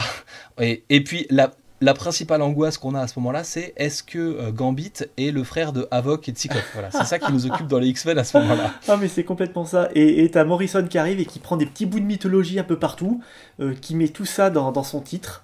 Et c'est juste excellent. C'est juste excellent. Ouais, puis quand on fait un truc nouveau et un truc accessible, ça s'appelle New X-Men. C'est fait pour filer une aventure un peu mature, et puis une aventure voilà, qui a des couilles. Et c'est fait aussi pour aller draguer un nouveau public qui pourrait être le public qui a découvert les films, les personnages avec les films qui viennent de sortir au cinéma. Et ça marche hyper bien. Ça marche hyper bien. Et c'est du comics intelligent. Quand tu lis ça, t'as pas l'impression qu'on te prend pour un idiot, franchement. Messieurs, vous l'avez super bien vendu. Est-ce que je me hasarderais? En fait, là, je suis à la 13e position, je suis au niveau de RTX. Donc, on a Civil War en 11, La mort de Gwen Stacy en 12, RTX en 13, avec l'accent, bien sûr, et Le Gant de l'Infini en 14. Moi, je voulais aller à la 7e place, donc je préfère le titre... Ah, tu préfères ça à Kingdom Come et Dark Knight Returns? Ah oui, ouais. Franchement, quand je l'ai lu, mais... J'étais tout fou. Tous les mois, j'attendais le prochain numéro. J'étais mais complètement fou. Je me souviens d'une scène notamment où ils se font capturer. Cyclope, il est avec un autre personnage, ils arrivent à se libérer. Et ils partent en courant et Cyclope dit un truc du genre on va leur casser la gueule. Et c'est marqué à suivre en bas. Et tu te dis mais c'est énorme, je veux la suite. C'était juste excellent. C'est du comics intelligent, cool. Et c'est tout ce qu'on aime lire. Du X-Men de qualité. T'es 7ème, moi j'étais plutôt... du coup on se retrouve autour de la... Si on fait la moyenne de nous deux, on se retrouve autour de la 9ème, 10ème position, c'est ça? La moyenne de nous deux, c'est 10ème, c'est entre Wonder Woman, Dieu est mortel, et Batman The Killing Joke. On le met en 11ème position. On laisse quand même Killing Joke devant, parce que Killing Joke c'est vraiment la porte d'entrée de quasiment tout le monde dans les comics. Allez, c'est parti. On se retrouve avec les New X-Men de Morrison en 11ème position entre Batman The Killing Joke et le crossover Civil War. Mais en fait, ce top c'est hyper traite parce que, je sais pas vous, mais je me redonne envie de relire des trucs de l'époque. Là c'est l'été, on a un peu de temps, je suis en plein déménagement, tout est en carton. Je veux relire ça en fait, je suis rechaud là.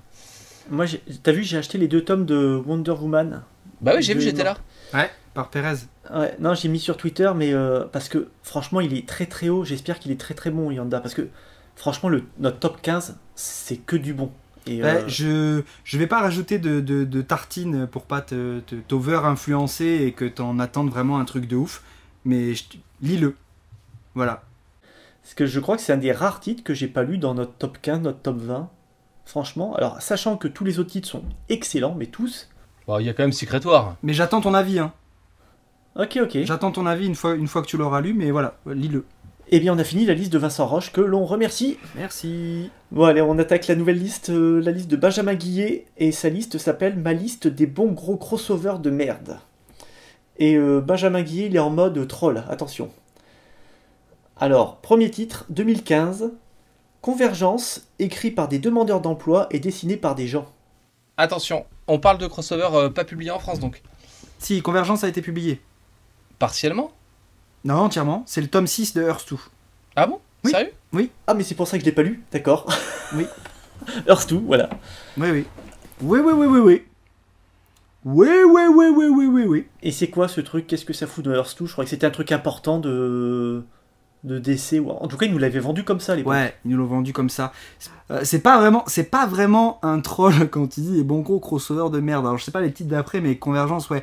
Convergence a été vendu comme un gros truc puisque Convergence c'est le crossover qui a servi. Enfin, c'est pas vraiment un crossover, pardon, c'est l'event qui a servi à lancer l'initiative DCU. C'est-à-dire que en fait, ça fait suite à la série Earth 2 et donc la série hebdomadaire Earth 2 World's End. Et donc on suit les personnages survivants d'Earth 2 qui se retrouvent dans une dimension où en fait ils savent pas trop où ils sont, etc. Et ils vont croiser un mec prénommé Telos qui s'avérera être un sbire de Brainiac et le grand méchant de cet event. Et en fait, on s'aperçoit que Brainiac et Telos ont conservé dans des dômes des morceaux de toutes les réalités et continuité de l'univers DC. Donc on retrouve la continuité pré-Flashpoint, avec l'ancien Superman, Lois Lane enceinte, etc. La continuité New 52, etc. Et Brainiac décide pour s'amuser de faire s'affronter à chaque fois une réalité contre une autre. Et le survivant gagne le droit de continuer à vivre alors que l'autre sera éradiqué.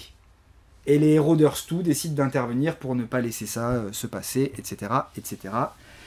Et du coup, il y a Batman Bruce Wayne qui rencontre Batman Thomas Wayne et ce genre de choses.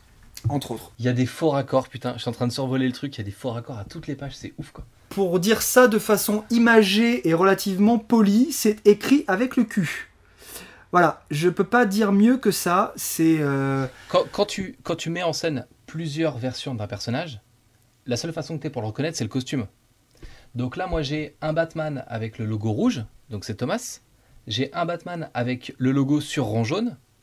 Et il y a un Batman avec une araignée vachement plus large et haute, et pas de rond jaune. Mais il n'y a que 2 Batman, il n'y a pas 3 Batman. Donc lequel a son costume qui switch tout le temps? Et c'est une page, il y a le rond jaune, une page, il n'y a pas le rond jaune. Mais c'est flagrant quoi. C'est comme si c'était dessiné par 2 mecs qui n'avaient pas le même guide. Après, ils ont fait dans cet event des tie-in qui étaient sous forme de mini-arc en 2 numéros et qui s'intéressaient à un affrontement entre 2 réalités. Et pour le coup, alors certains tie-in, pas tous, sont très bons et sont même meilleurs que l'event principal. Par exemple, le tie-in, alors je crois que c'est Superman Convergence. J'ai un doute sur le... Mais c'est le tie-in où on voit la continuité pré-Flashpoint, donc le Superman de la continuité pré-Flashpoint, qui affronte l'univers Flashpoint. Et c'est hyper bien. C'est ce qui amène, en fait, c'est ce qui ouvre la porte à la mini-série après DCU Superman Lois et Clark, qui sert d'introduction à la série Superman Rebirth. Non mais ça a l'air bien, Phil a raison, hein. Il y a un Superman qui est en train de mourir, qui est tenu par un type qui va le buter visiblement. Et là il y a un mur qui s'ouvre et il y a un guerrier sur un Triceratops qui arrive et qui sauve Superman en train de mourir. Il me faut ce truc. Alors moi personnellement j'ai été dégoûté, même si effectivement ça fait un petit peu sens, mais j'ai été dégoûté que ça sorte dans la collection Earth 2, parce que du coup je n'ai pas le dernier tome de la collection Earth 2, à savoir ce tome Convergence, puisque l'ayant lu en VO, je me suis dit je n'achèterai pas ça si ça sort en VF, et donc je n'ai pas la collection complète de Earth 2 parce qu'il me manque ce dernier tome qui réunit l'event Convergence. Mais il y a un truc de fou qui s'est passé avec cet event, c'est que le méchant Telos, qui est mais complètement pété, eh ben il a eu droit à sa série perso, solo, Telos, pendant DCU, alors qui a duré, je crois, 6 numéros. Mais quand ça a été annoncé, je me suis dit, mais pourquoi ils font ça? Le mec est complètement moisi dans l'event, alors qu'il est censé représenter la grande menace, et il a droit à sa série solo, où on essaie de lui donner un semblant de charisme et d'empathie, mais ça marche pas du tout. Donc non, Convergence, c'est vraiment pas terrible. En fait, écoutez tout le monde, Earth 2, c'est quand même la seule série où faut pas acheter le tome 1 et le dernier tome. C'est quand même fou ça. En VF. Ouais, en VF. Est-ce qu'on va trouver notre nouveau dernier Ou est-ce que le fait que ça ait eu une influence et qu'on en arrive à Rebirth, est-ce que... Bah, ça serait le seul point positif, c'est que ça a servi à ramener le Superman pré-Flashpoint. Voilà. Si on devait garder un truc de Convergence, c'est ça.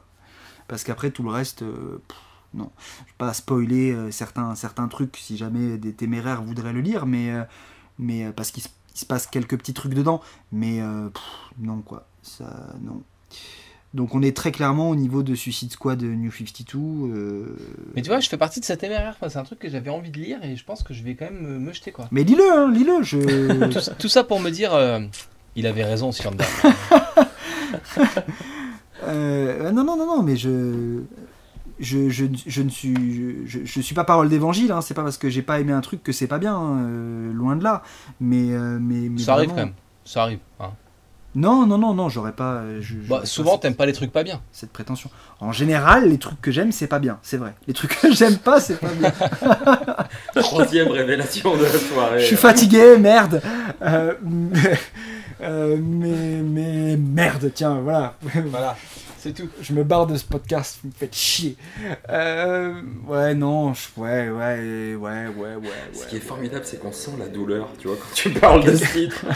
C'est ça qui est génial. Tout à l'heure, autant il me donnait envie de lire les X-Men, autant là, tu me donnes envie, mais de fuir ce titre à une vitesse. Bref, tout ça pour vous dire que Convergence, c'est pas terrible, mais que certains tie-ins sont plutôt sympas, donc...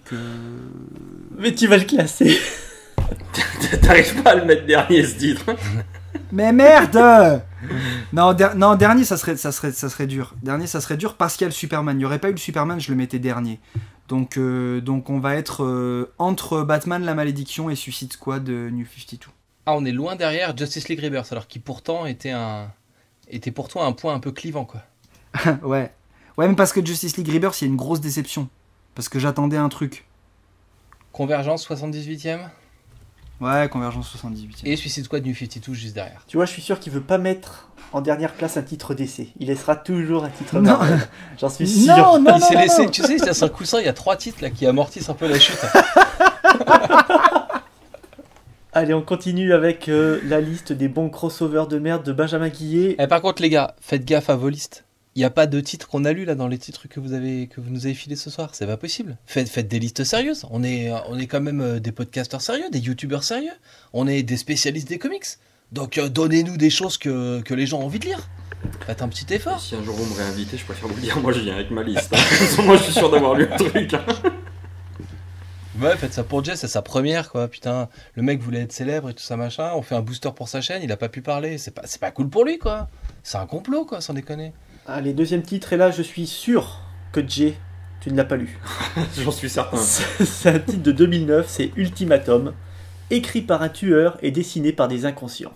C'est Jeff Loeb et David Finch, hein, pour ceux qui se demandent. Alors Ultimatum, c'est un crossover qui a lieu dans l'univers Ultimate et en fait l'univers Ultimate, il a été créé pour moderniser l'univers Marvel, on l'a déjà dit plein de fois. Et depuis qu'il a été créé, on a passé notre temps à le voir se faire défoncer. Et tous les 2 ans, c'est la fin de l'univers Ultimate et voilà, et on casse tout. Et du coup, Ultimatum, ça servait à casser complètement l'univers, à casser la dynamique qu'il y avait avec l'équipe The Ultimate, donc la version moderne des Avengers. Et voilà, et il fallait tout péter. Et pour le coup, ils ont tout pété, là. Ah, pour le coup, ils ont tout pété, ouais. Je vais super te décevoir, Phil. Je crois que j'ai lu 1 ou 2 épisodes de ça, mais pas assez pour en parler. Mais dans mes souvenirs, si, ouais, c'est la toute fin de l'univers Ultimate ou enfin d'un gros arc, ouais. Si, j'en ai lu un ou deux. La toute fin de 2006, hein. Mais Ouais, honnêtement, c'est ça, ouais. voilà, ouais. Mais ça a été ma fin pour moi. Hein. J'ai pas été au-delà après. Non, c'était pas mon truc. Du coup, ça arrive après les 2 premières saisons de la série The Ultimate. Il y a de la grosse baston dans tous les sens. On pète des personnages pour de vrai. Enfin, on se retrouve avec le blob qui mange la tête de la guêpe au sens propre. Dans une scène particulièrement gore et sordide. Ah, donc c'est teen, quoi, comme lecture. Elle est en train d'accoucher, peut-être, non? Oui, bah si, oui. Parce que c'est une série pour ados. C'est une série pour ados, c'est ça, c'est ce que j'allais demander, ouais. C'est gratté par Dave Finch, donc c'est plutôt joli à l'époque. Pour remettre le truc dans le contexte, c'est le moment où notre bon ami Jeff avait des problèmes familiaux qui lui accaparaient le cerveau et qui l'empêchaient d'être au top de sa créativité, puisqu'il portait le deuil de son fils. Je vous ai calmé là. Oh bah, c'est une bonne nouvelle pour Yanda. Tout ça pour dire que c'était pas si mal. Moi, je lis beaucoup de choses extrêmement négatives sur ce crossover et ça fait partie de mes petits plaisirs coupables de BD de destruction qui, voilà, marchent pas si mal et que j'ai dû relire 2 ou 3 fois en me refaisant les runs des Ultimates. Et voilà, c'est cool. On peut se faire Ultimates 1, Ultimates 2, Ultimatum. Après, derrière, ça devient un peu le bordel pour suivre cet univers. Mais je trouve que, grosso modo, les retours sont hyper durs avec ce titre. Et que, voilà, je trouve pas ça forcément justifié. Voilà. Sans être le titre de l'année, c'est mon petit plaisir coupable. J'ai surtout souvenir de... notamment du raz-de-marée. Et au moment où je le lisais, je me suis dit, mais il s'est pas passé la même chose pour la pour la dimension 2099. Ça s'était pas fini par un énorme raz-de-marée là aussi. Provoqué par Ravage 2099, ce super personnage. Ouais, il faudrait que j'en parle un jour, c'est énorme. Donc voilà, j'avais l'impression que c'était... En fait, j'ai pas retrouvé l'esprit des Ultimates, de Ultimate X-Men, de Ultimate Spider-Man. C'était plus du bourrin pour faire du bourrin. Il n'y avait rien d'intelligent dedans, donc j'ai pas vraiment pris de plaisir à lire ce titre. Voilà. J'irai pas plus loin parce que en plus David Finch, je suis pas un grand fan. J'avais pas aimé ce qu'il avait fait sur Batman, Bon, où est-ce que tu mets ça? Alors, c'est où Plaisir coupable? C'est troisième du top, non? C'est pas ça? Plaisir coupable, c'est ça? Tu vois, pour moi, c'est du même acabit que Justice League Rebirth. C'est Oh, de la destruction non. pour la destruction. Mais non, arrête un peu. Je pense que tu es aigri. T'énerves les gens quand t'es comme ça. Pour moi, je le mettrais 42e entre House of M et Axis. Il y a quoi dessous? Spider-Verse? Bah non, mais non. Identité secrète? Non. J'aime pas non. Identité secrète, on peut se battre. Hein. Eh ben, on va faire une moyenne. Bah, mais le 73e, ça te ferait une bonne moyenne. Il va se retrouver 57 et tout, ça va être super. Attends, alors moi j'avais dit... Allez, 71, 72, et toi tu dis combien? Moi, j'ai dit 42. Tu mets 71? C'est vrai? Ouais, je te dis vers Justice League Rebirth, ça. Ça vous amène à 56-57. Ah, il y a une virgule dans ton truc alors. C'est-à-dire qu'il est entre Black Vortex et Annihilation, sur une logique purement mathématique. Mais pour Phil, c'est gagné parce qu'il est au-dessus de Earth 2, qu'il fait mathématiquement baisser. Ah oui, j'avais même Et pas donc, vu. du coup, voilà, pour lui, le contrat est rempli. Parce que le but de Phil, c'est de faire baisser Earth 2, ne l'oubliez jamais. Il nous reste un dernier bon crossover de merde. L'intitulé fonctionne bien, hein, c'est ouf. Merci Benjamin Guillet. C'est un titre de 2011. C'est Flashpoint, écrit par Geoff Jones et dessiné par un gars que j'ai oublié. Et pour info, c'est Andy Kubert. Bon, Jay, est-ce que tu as lu ce crossover? Non, histoire de terminer comme j'ai commencé. Alors, historiquement, Flashpoint, c'est le crossover qui fait que l'univers DC classique, qui était ça avant Flashpoint, va devenir l'univers New 52 après Flashpoint. Et j'ai pas commencé comme ça. Et ça fait partie des choses que j'ai cochées à un moment donné pour pouvoir les lire, mais non, toujours pas. Non. Et donc c'est écrit par Geoff Jones. Flash Barry Allen est le personnage principal, puisqu'on suit l'histoire au travers de ce personnage. Il va se réveiller à son commissariat puisqu'il était en plein travail, donc il pionçait. Tout est vrai, il était au boulot, il dormait. C'est ouf, quoi. Ben ouais, il était au boulot, il dormait, ben oui, normal, Barry Allen, quoi. Et au détour d'un couloir, il va croiser sa maman, qui est supposément décédée. Donc choc, surprise, que se passe-t-il? Et en fin de compte, il va très vite réaliser que quelque chose a changé, que la réalité a changé, qu'il s'est passé un truc. Et il va aussi réaliser qu'il a plus ses pouvoirs. Et donc là, il se dit, attends, il y a un problème, il faut que j'aille voir celui qui sait toujours tout ce qui se passe quand il y a un problème, en l'occurrence notre ami Chevalier Noir de Gotham City. Il se rend donc au manoir Wayne, il descend à la Batcave et... Qui déjà est une pauvre grotte avec 2 tables, il n'y a plus de matos, il n'y a que dalle, quoi. C'est voilà, la c'est Batcave ça. du pauvre. Donc déjà il se dit, bon merde, attends, c'est quand même assez chelou. Et il va tomber sur Batman, mais qui n'est pas Bruce Wayne, qui est en l'occurrence Thomas Wayne, donc le papa de Bruce. Et là, on comprend très clairement qu'il se passe un truc. Voilà. Et s'ensuit après la résolution de cette histoire et la conclusion de cet event. Et comme l'a très bien expliqué Matt il y a approximativement un quart d'heure avant que je prenne la parole, Merci. La relance et le reboot de l'univers DC pour laisser place au New 52, à savoir la réunion des 3 continuités principales de DC Comics. De plus que 3 réalités principales, puisqu'on intègre Willstorm aussi à l'intérieur. On a déjà des incursions de personnages Willstorm dans Flashpoint. Oui, tout à fait, oui. Merci, j'y tiens. Des personnages comme Grifter et tout ça, c'est ça? Oui, bisous. Voilà. Bisous Grifter. Bisous Cash. Donc moi je trouve que c'est une histoire qui est super bien, très bien écrite, hyper rythmée, mais intelligente. On est dans cette logique de Crisis à la DC où à chaque fois les speedsters ont un rôle important et majeur. Voilà, on est en plein dedans, ça au niveau du cahier des charges c'est coché. L'ampleur de l'histoire et des enjeux, on y est aussi. Les révélations et les twists, on y est aussi. Non, ça c'est du grand Geoff Jones.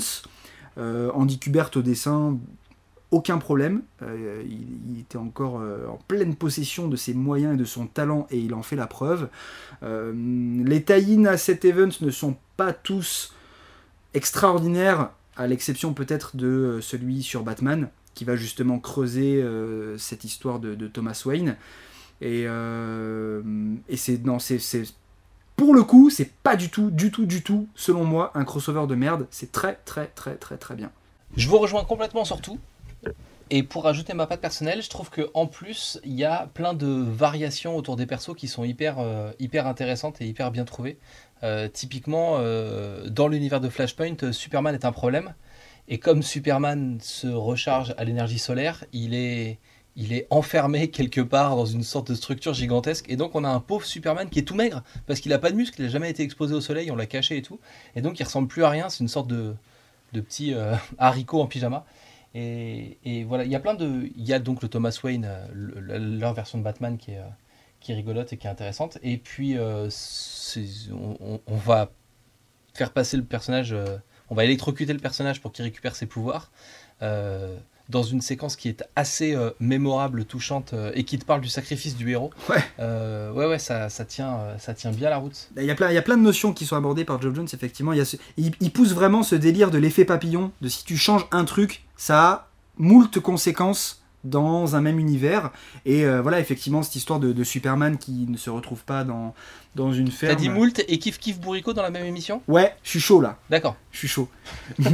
mais le concept du Superman qui finalement n'a pas été recueilli par un couple de fermiers, mais par le gouvernement et qui a très vite compris que c'était chaud et qui donc l'ont littéralement enfermé. Hal Jordan qui n'est jamais devenu Green Lantern et qui est resté donc un pilote de chasse, tout ça.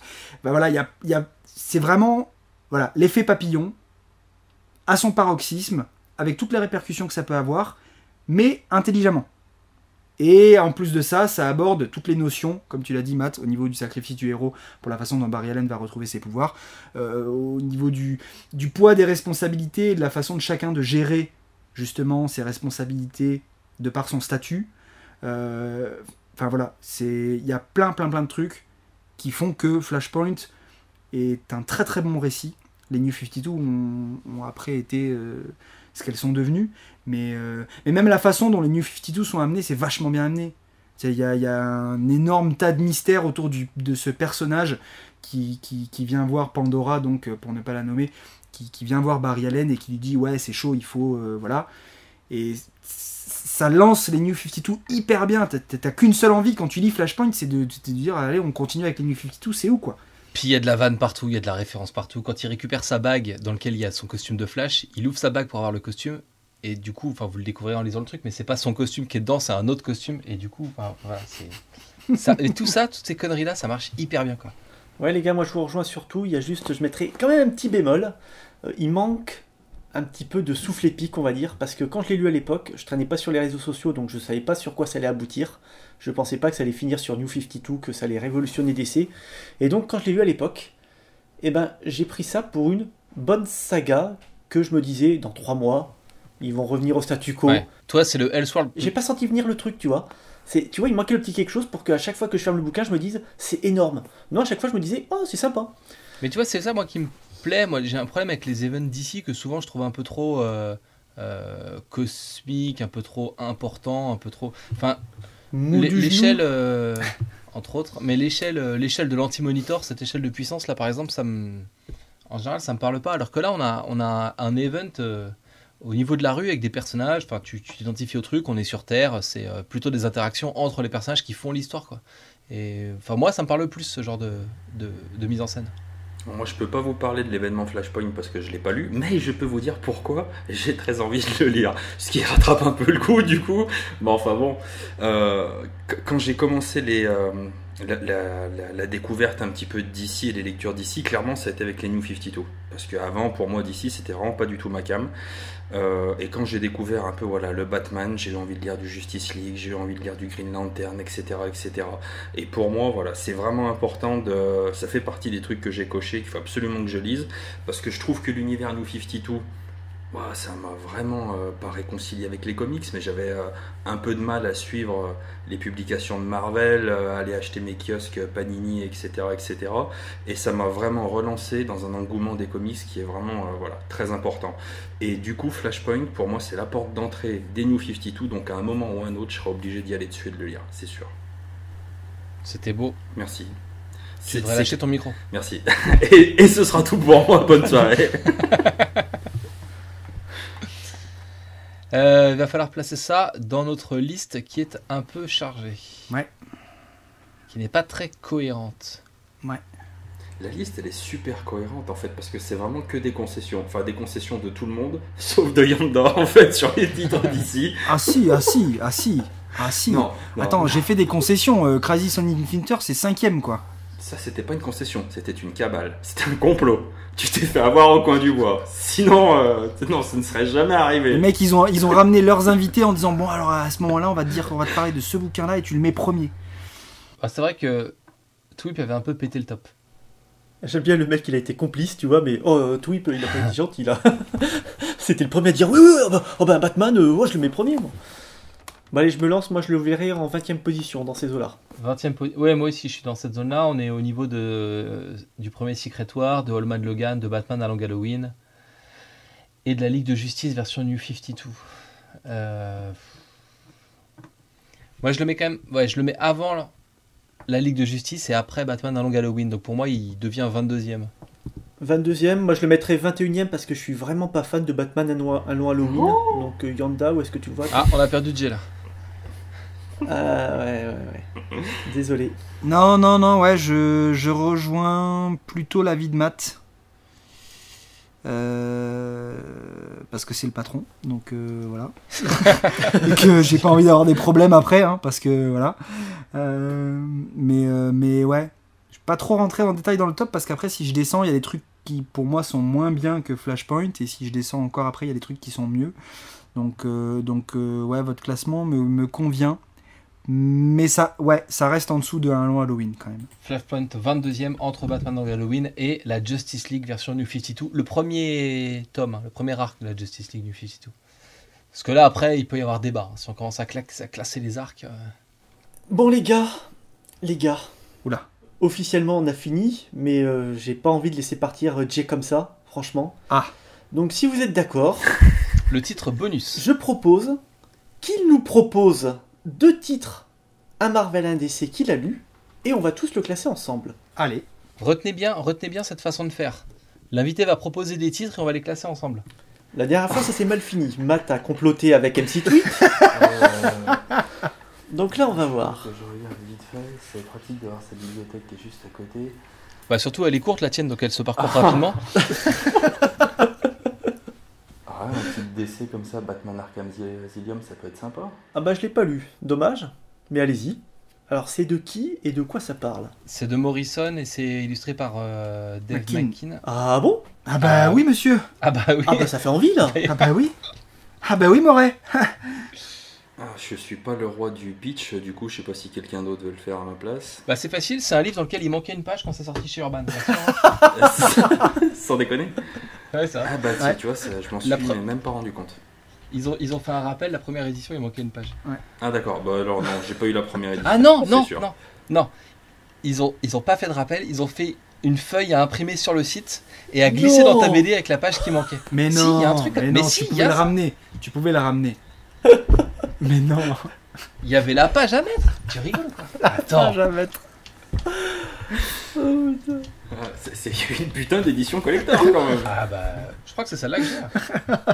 Enfin, Batman Arkham Asylum, moi c'était quand même très très sympa. Je suis vraiment pas le roi du pitch, mais voilà, enfin pour moi c'est le... ouais, on sombre dans la folie là, ouais, c'est Batman qui rentre dans l'asile d'Arkham, qui va donc voir toute une galerie de personnages bien connus de l'univers de Batman, mais alors le dessin, le texte, ouais, c'est... Ouais, on rentre de plein pied dans la folie de cet asile. Il y a des bouquins comme ça, quand on finit de les lire, voilà, on a toujours une impression. Quand j'ai fini de lire ce bouquin, je me suis senti poisseux. Pas parce que je m'étais fait dessus, mais ça a vraiment une impression. Mais alors, c'est vraiment terrible. Je l'ai lu une fois, je pense que je le relirai un moment ou un autre, mais il y a des films, il y a des bouquins qui mettent cette impression. Ouais, ça m'a mis mal à l'aise de le lire, mais dans le bon sens du terme. J'ai été vraiment impressionné par ce bouquin. Je m'attendais pas à ça en l'ouvrant. Ouais, c'est vraiment, ça profite complètement du style graphique un peu expérimental de Dave McKean. Et donc, c'est vraiment une plongée dans la folie de l'asile. Ça, c'est complètement assumé. Et je rejoins carrément ton propos là-dessus. On a des plans avec le sourire du Joker qui ne s'arrête plus, en fait, dans le visage et tout. Et le mec devient hyper flippant. Et on a, le pitch est simple, hein, c'est Batman qui est dans l'asile. Puis il y a des méchants. Puis c'est bien, parce que c'est écrit par Morrison. Et donc, ça marche tout seul. Voilà. Il y a un double face qui est complètement névrosé, starbé. Enfin, oh, ça fout des frissons dans le dos, ce truc. Mais c'est à lire. Mais c'est hors continuité, c'est quoi ce truc? C'est un what if? Enfin, c'est un what the fuck. Ouais. Graphiquement, vu comme c'est barré, c'est un what the fuck, c'est ce que j'allais dire. On est officiellement, je sais pas si ça a été rattaché à la continuité ou pas. On peut le lire à part. Ça peut, oui, ça peut tout à fait se lire à part puisque. Mais c'est une vieillerie, hein. C'est un truc, c'est un des premiers Morrison chez DC. Mais puisque voilà, effectivement, comme l'a dit Matt, le pitch et le scénario, enfin le pitch plutôt, est vraiment on ne peut plus simple. Les patients d'Arkham organisent une évasion générale, ils prennent en otage le personnel de l'asile et ils appellent Batman en disant faut que tu viennes parce que t'es aussi fou que nous et donc voilà quoi. Comme t'es un homme chauve-souris, t'es forcément avec nous. Voilà. Ouais, et l'aspect graphique de McKean est complètement fou parce qu'on est sur de la peinture, collage, dessin. Ça renforce vraiment cette atmosphère, comme vous l'avez dit, mes deux compères, très malsaine, glauque, oppressante. Ouais, puis le texte est balancé au milieu des cases, il n'y a pas vraiment de bulles, les trucs sont pas structurés. Puis il y a des choses qui sont. Dans les images, il y a des choses qui sont la représentation de choses qui existent. Et il y a en surcouche des petits trucs de la psyché du personnage qui est en train de vivre l'action ou de raconter l'action. Tu as des éléments de folie, déjà graphiquement, dans toi, la façon dont tu perçois l'asile, parce que McKean a rajouté la couche de folie que voit le personnage. C'est ça. Quand il t'emmène avec lui. C'est ça. C'est vraiment un voyage dans la folie. Il y a des planches qui m'ont fait penser à des scènes du film de Seven, quand il rentre dans l'appartement du meurtrier, où il commence à éplucher les bouquins, ses petites habitudes, ses trucs. Ouais, c'est vraiment super malsain. Et j'en profite pour remplacer, puisque c'est d'actualité, en cette période de San Diego Comic Con, nous avons eu le plaisir et l'honneur de voir Grant Morrison au cours d'un panel DC Comics annoncer qu'il travaillait sur un Arkham Asylum tome 2 avec Chris Burnham au dessin. Et voilà, c'est un projet sur lequel il travaille, qui se déroulerait hors continuité aussi, puisqu'on est dans la continuité de Batman 666, donc à savoir un futur un peu apocalyptique où c'est Damian Wayne qui est sous le masque de Batman. Et voilà, Grant Morrison planche dessus. Mais le tome 1 du coup, oui, de Arkham Asylum, c'est très très bon, très très bon. Parce que dérangeant. Je suppose que c'est une histoire courte parce que 200 pages de ça, tu dois saturer. Ouais, t'es sur un graphic novel, donc ça doit tourner aux alentours de 120, 130 pages, 120 pages, à peu près. Parce que dans l'édition d'Urban, ils ont rajouté, il y a une pléthore de bonus. T'as le script de Morrison, t'as plein de travaux de McKean sur ça, etc. Donc ouais, je dirais 120, 130 pages. Ça marche. Alors Jay, où est-ce que tu nous classerais ça ? C'est ce que j'étais en train de regarder. On peut pas non plus le mettre trop, mais enfin voilà quoi. Sincèrement, on est bien au-dessus quand même de Dark Avenger, d'Annihilation, tout ça. C'est quand même. Je les mettrais entre. Tu vois, les Hulk, Futur Imparfait, Planète Hulk, je les mettrais en dessous. Après, Superman Red Son, je l'ai pas lu. House of M, ouais, je le mettrai autour d'House of M. D'accord, 41, 42, 43. Mais avec un gros, ouais, quand même, pour ceux qui ne l'auraient pas lu, vraiment, avec un gros, ça mérite d'être découvert. C'est une claque. Après, soit on aime, soit on n'aime pas, mais enfin, moi j'ai été bluffé, quoi. Et à la limite, quand on ouvre un comic, c'est tout ce qu'on demande. Ouais, moi ça me le fait bien, je suis un peu au-dessus, je suis plutôt dans les... Dans 23, 24, 25, dans ces eaux-là. Je retourne Menu 52, je retrouve ma cour des hiboux, je retrouve Injustice. Moi, je serais vers le 17, moi. Entre Batman, Un deuil dans la famille et Superman Luthor. Ah ouais, j'étais carrément méchant, quoi. Ouais. Heureusement que c'est un titre que t'aimes bien. Hein. Bah ouais, mais il y a tellement des super trucs et vous les vendez bien, à un moment donné, tu te dis bon. Et pour nos plus jeunes auditeurs, sachez que c'est le matériau d'origine qui a servi à l'écriture du scénario du jeu vidéo Batman Arkham Asylum. Tu veux dire que c'est pour ça que ça a le même nom ? Ouais, C'est incroyable. c'est un truc de ouf, les choses sont vraiment bien faites, des fois.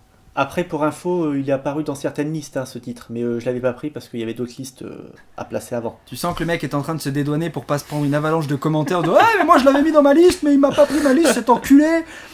Exactement, c'est ça. C'est complètement ça.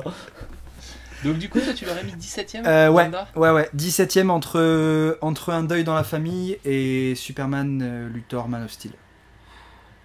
Je suis parti pris, moi.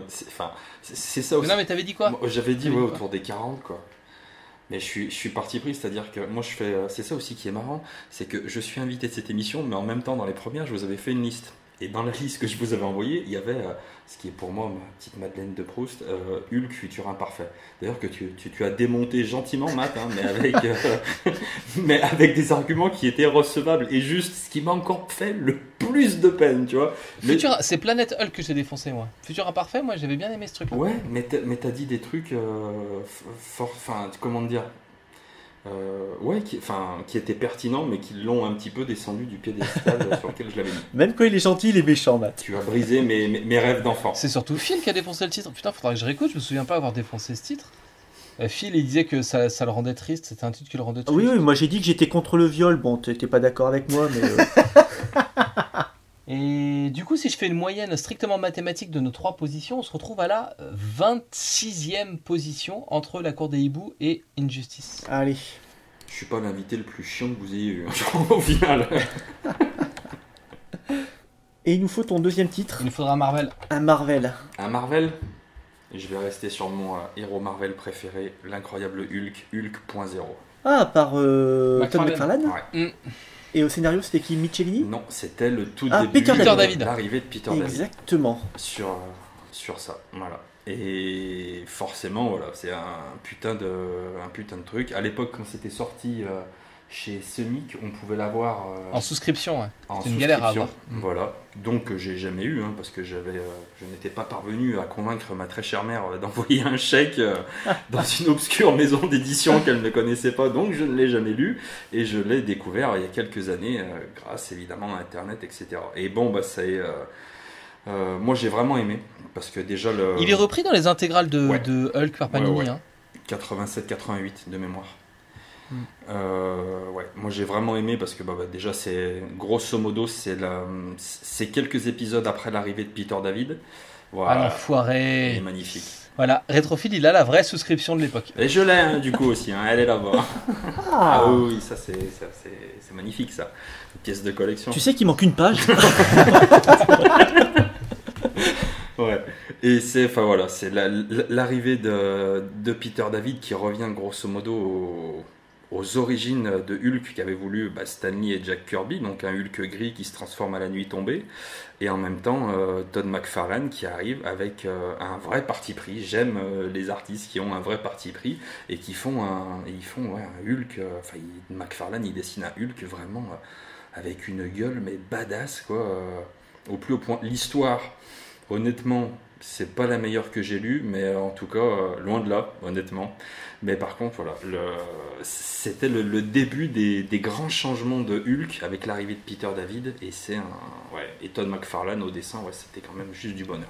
T'imagines si t'avais réussi à convaincre ta mère à l'époque d'envoyer le chèque chez Semic, le truc arrive et tu dis ouais bon, c'était quand même pas ouf. Hein, Peut-être. Non, mais à l'époque, non, je pense que je l'aurais relu 18 fois, c'est sûr. C'est sûr. Mais ça reste, voilà, pour moi, un bouquin qui est quand même relativement marquant. Parce que déjà, c'est l'arrivée de Peter David, c'est le Hulk gris. Après, il va y avoir tout un tas de trucs donc, qui vont s'installer sur l'incroyable Hulk. Voilà, c'est vraiment la période que moi j'ai aimée. Vraiment, vraiment. J'ai le plaisir, en bon fan de McFarlane, de botter en touche sur ce titre.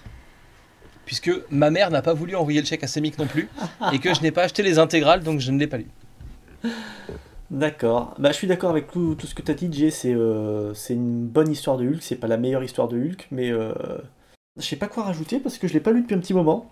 En plus, c'est pas du grand Todd McFarlane, c'était ses débuts, je crois. Ah oui, c'est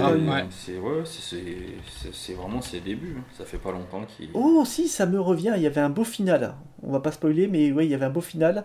L'ennemi, c'est comment il s'appelle déjà? Il y en a plusieurs. Enfin, il y a un passage avec Wolverine qui est assez sympa. C'est pas le leader. Bravo, exactement, c'est le leader. Mais après, honnêtement, au niveau scénario, c'est pas non plus ouf. Ouais, ça reste sympathique. Par contre, c'est vrai que les dessins de McFarlane sur ce coup-là, contrairement quand il dessine Spider-Man, sur ce coup-là, ont quand même bien vieilli. Et scénaristiquement, c'est du Hulk ni trop bourrin. Ouais, c'est l'époque Peter David. L'époque où il essayait de développer un peu plus le personnage. Donc, ouais, c'était bien vu. Joe Fixit, etc. Toutes les personnalités vont fusionner. Voilà. Moi, ce que j'aime bien, c'est que c'est le début du run de Peter David et ensuite, il va quand même vraiment mettre des trucs très très bien en place. Hein. J'ai quand même préféré ce qu'a suivi. Ouais, pareil. L'après Fixit, quand il rencontre toute l'équipe Du Panthéon. d'Ulysse, ouais, le Panthéon Ouais, et compagnie. Ça, c'était bien. Ça, c'était bien. Ça fait partie des trucs que j'adore véritablement et que je relis même encore maintenant avec plaisir. Ok. Et sincèrement, voilà, ça c'est un Hulk que j'apprécie. Parce que tout le monde connaît le Hulk ultra bourrin, Hulk tapé, Hulk défoncé. Mais voilà, le Hulk qu'avait mis ensuite en place Peter David, où c'est Bruce Banner qui est aux commandes d'un Hulk vert avec un peu l'humour du Hulk gris, là ça balance quoi. Ça balance. Là, tu peux faire des films au cinéma plutôt que. Attention, c'est l'instant clivant. Plutôt que le Hulk qu'on voit dans les Avengers qui se déplace comme un gorille. Voilà. Alors après, j'ai rien contre les animaux, mais il se déplace comme un gorille et c'est pas mon Hulk préféré. Tu préfères le Hulk de Ang Lee qui se bat avec des chiens? Non plus, non. Non plus. C'est pas mon préféré non plus. Bon, allez, où est-ce que tu mets ça? Bon, premier. Étrangement, je ne vais pas te suivre. Non. Et pourtant, j'aimerais bien pour voir la tête de Yanda, mais non. Non, je le mettrais très en dessous des autres titres Hulk, style Futur Imparfait, Planète Hulk, c'est sympa, mais enfin voilà quoi. Alors le souci, c'est que je préfère .0... Non, excuse-moi. Je préfère .0 à Futur Imparfait, mais je préfère Planète Hulk à Futur Imparfait, donc... Et donc, aujourd'hui, Futur Imparfait est 31e et Planète Hulk 33e. Donc Et ça ne ouais. fonctionne pas. Ça ne fonctionne pas. Alors, on va le mettre entre les deux. Très bien. On va le mettre devant Spider-Man, si ça te dérange pas. Non, je t'en prie. Tu préfères Futur Imparfait, Jay? Ah ouais, clairement. Bon, ok, on va le mettre derrière. Si, d'ailleurs, pour la double page de l'espèce de musée de Rick Jones, juste cette double page. Toi aussi, t'as cherché les détails, t'as fait Où est Charlie sur les clins d'œil aux super-héros. Et pas qu'une fois. Mais grave. Ouais, c'était magnifique. C'était bien, messieurs. On est arrivé au bout de cette nouvelle émission. Pendant que je guette les commentaires du tome 4, de l'épisode 4, parce que l'épisode 4 est tombé ce soir et qu'on enregistre déjà l'épisode 5. Et on se fait engueuler alors? Qu'est-ce qui se passe? Oui, je me fais un peu engueuler, ouais. Comme quoi, le devoir de mémoire sur les comics de vieux, c'est pas très gentil de dire ça et tout machin. Messieurs, nous avons classé 86 comics. Est-il temps de faire une annonce? Il est temps de faire une annonce. Une annonce très importante sur la pérennité de ce top. Et sa vacuité. C'est les mots très très difficiles à comprendre qu'il va falloir chercher dans le dictionnaire.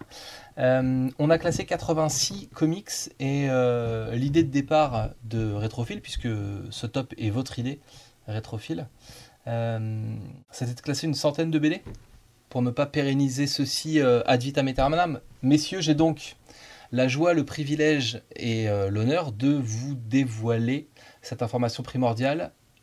Vous venez d'écouter l'avant-dernier épisode du top des comics sous sa forme actuelle. Le prochain épisode sera le dernier, avec un nouvel invité qui remplacera Jay, qui aura peut-être lu des BD, lui, c'est sûr. Et puis... le taclage jugulaire.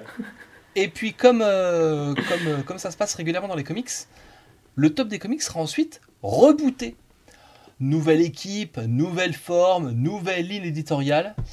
Qui sera là, qui ne sera pas là, qui va survivre au reboot. Est-ce qu'on aura une nouvelle version de Phil, une nouvelle version de Yanda, une nouvelle version de moi-même? Est-ce qu'il y aura un nom cette fois-ci? Est-ce que cette fois il y aura un nom? Est-ce que cette fois il y aura un thème? Est-ce qu'on s'attaquera à des mauvaises BD? Est-ce que le système de classement voudra dire quelque chose? Tout ça. Voilà, tout ça pour dire qu'on va arriver au 100e comics classé dans Stop. Et c'est super. Et en tout cas, merci pour les nombreux commentaires, les trop nombreuses listes qui arrivent à Rétrophile. Il y a un vrai engouement autour de cette émission, où finalement on fait juste ça pour rigoler, parler de BD, dire de la merde et s'amuser entre nous. Donc c'est super qu'il y ait des gens pour suivre ça, et ça nous fait vraiment plaisir, et on fonctionne à ça, aux commentaires, aux likes, aux interactions, aux gens qui peuvent consommer ce qu'on fait. Donc merci. Je vous pouce bleu tous. Je vous mets du pouce bleu. Merci à Jay d'avoir été avec nous ce soir. C'est moi qui vous remercie. C'était un plaisir et un honneur d'être avec vous ce soir, très sincèrement. Et on te retrouve donc sur la chaîne YouTube Les Rubriques de Jay. Ça va être intéressant à suivre comme chaîne, parce qu'en fait, tu es un spécialiste comics qui découvre les comics en même temps que tes abonnés. C'est ça. Et ça, c'est ça. Non mais du coup le concept, le mec ne triche pas, tu vois, il n'y a pas d'a priori dans tes découvertes et dans la façon dont tu parles des BD. Et en tout cas, voilà, ce sera pas le plus grand spécialiste, le plus grand le plus grand érudit que vous ayez vu sur YouTube, mais c'est un mec qui aime vraiment les comics et qui en parle avec sincérité et passion, et finalement, c'est tout ce qu'on va demander à un chroniqueur. D'autres qui parlent avec sincérité et passion. Ah non, merde, il n'y a que Yanda et Rétrophile. Les gars, merci. Mister Yanda, on vous retrouve sur votre chaîne Mister Yanda. À ce qui paraît. Qui est une chaîne spécialisée sur l'univers de DC Comics et les publications d'Urban en France. À ce qui paraît. Et merci Mister Yanda pour le CLC, donc le Conseil Lecture Comics de décryptage sur l'univers DC Rebirth que tu viens de produire et de publier sur la chaîne lescomics.fr. Si vous voulez savoir quoi lire et quoi prendre parmi tous les titres qui sortent dans la gamme DC Rebirth, le décryptage en compagnie de Beaumasque, voilà, et sur notre chaîne lescomics.fr. Avec grand plaisir. Yeah, merci Rétrophile. Vous êtes sur la chaîne Rétrophile. Oui, moi je vous conseille sur les titres Vengeurs de la côte ouest à prendre, à pas prendre. Voilà. Et quelles cartouches Atari ST choper histoire d'économiser quelques francs. Voilà. Et tes vacances se passent bien? Ouais, je fais du montage toute la journée pour lescomics.fr, les podcasts et tout. Je suis content. Ah bah c'est bien que tu puisses profiter un peu du... Non mais t'es mieux dans une pièce climatisée, tu sais. C'est une bonne chose pour tout le monde. Merci de nous avoir suivis. N'hésitez pas à commenter, vous abonner. On est dispo sur YouTube, on est en podcast audio. Cherchez-nous sur les réseaux sociaux si vous voulez nous parler. On est des gens normaux et on est très accessibles et on a envie de papoter avec vous. Et merci de nous avoir suivis. À la prochaine fois. Balancez vos listes en masse pour la dernière émission du top des comics qui n'a pas de nom. Salut à tous. Salut. Salut. Salut tout le monde.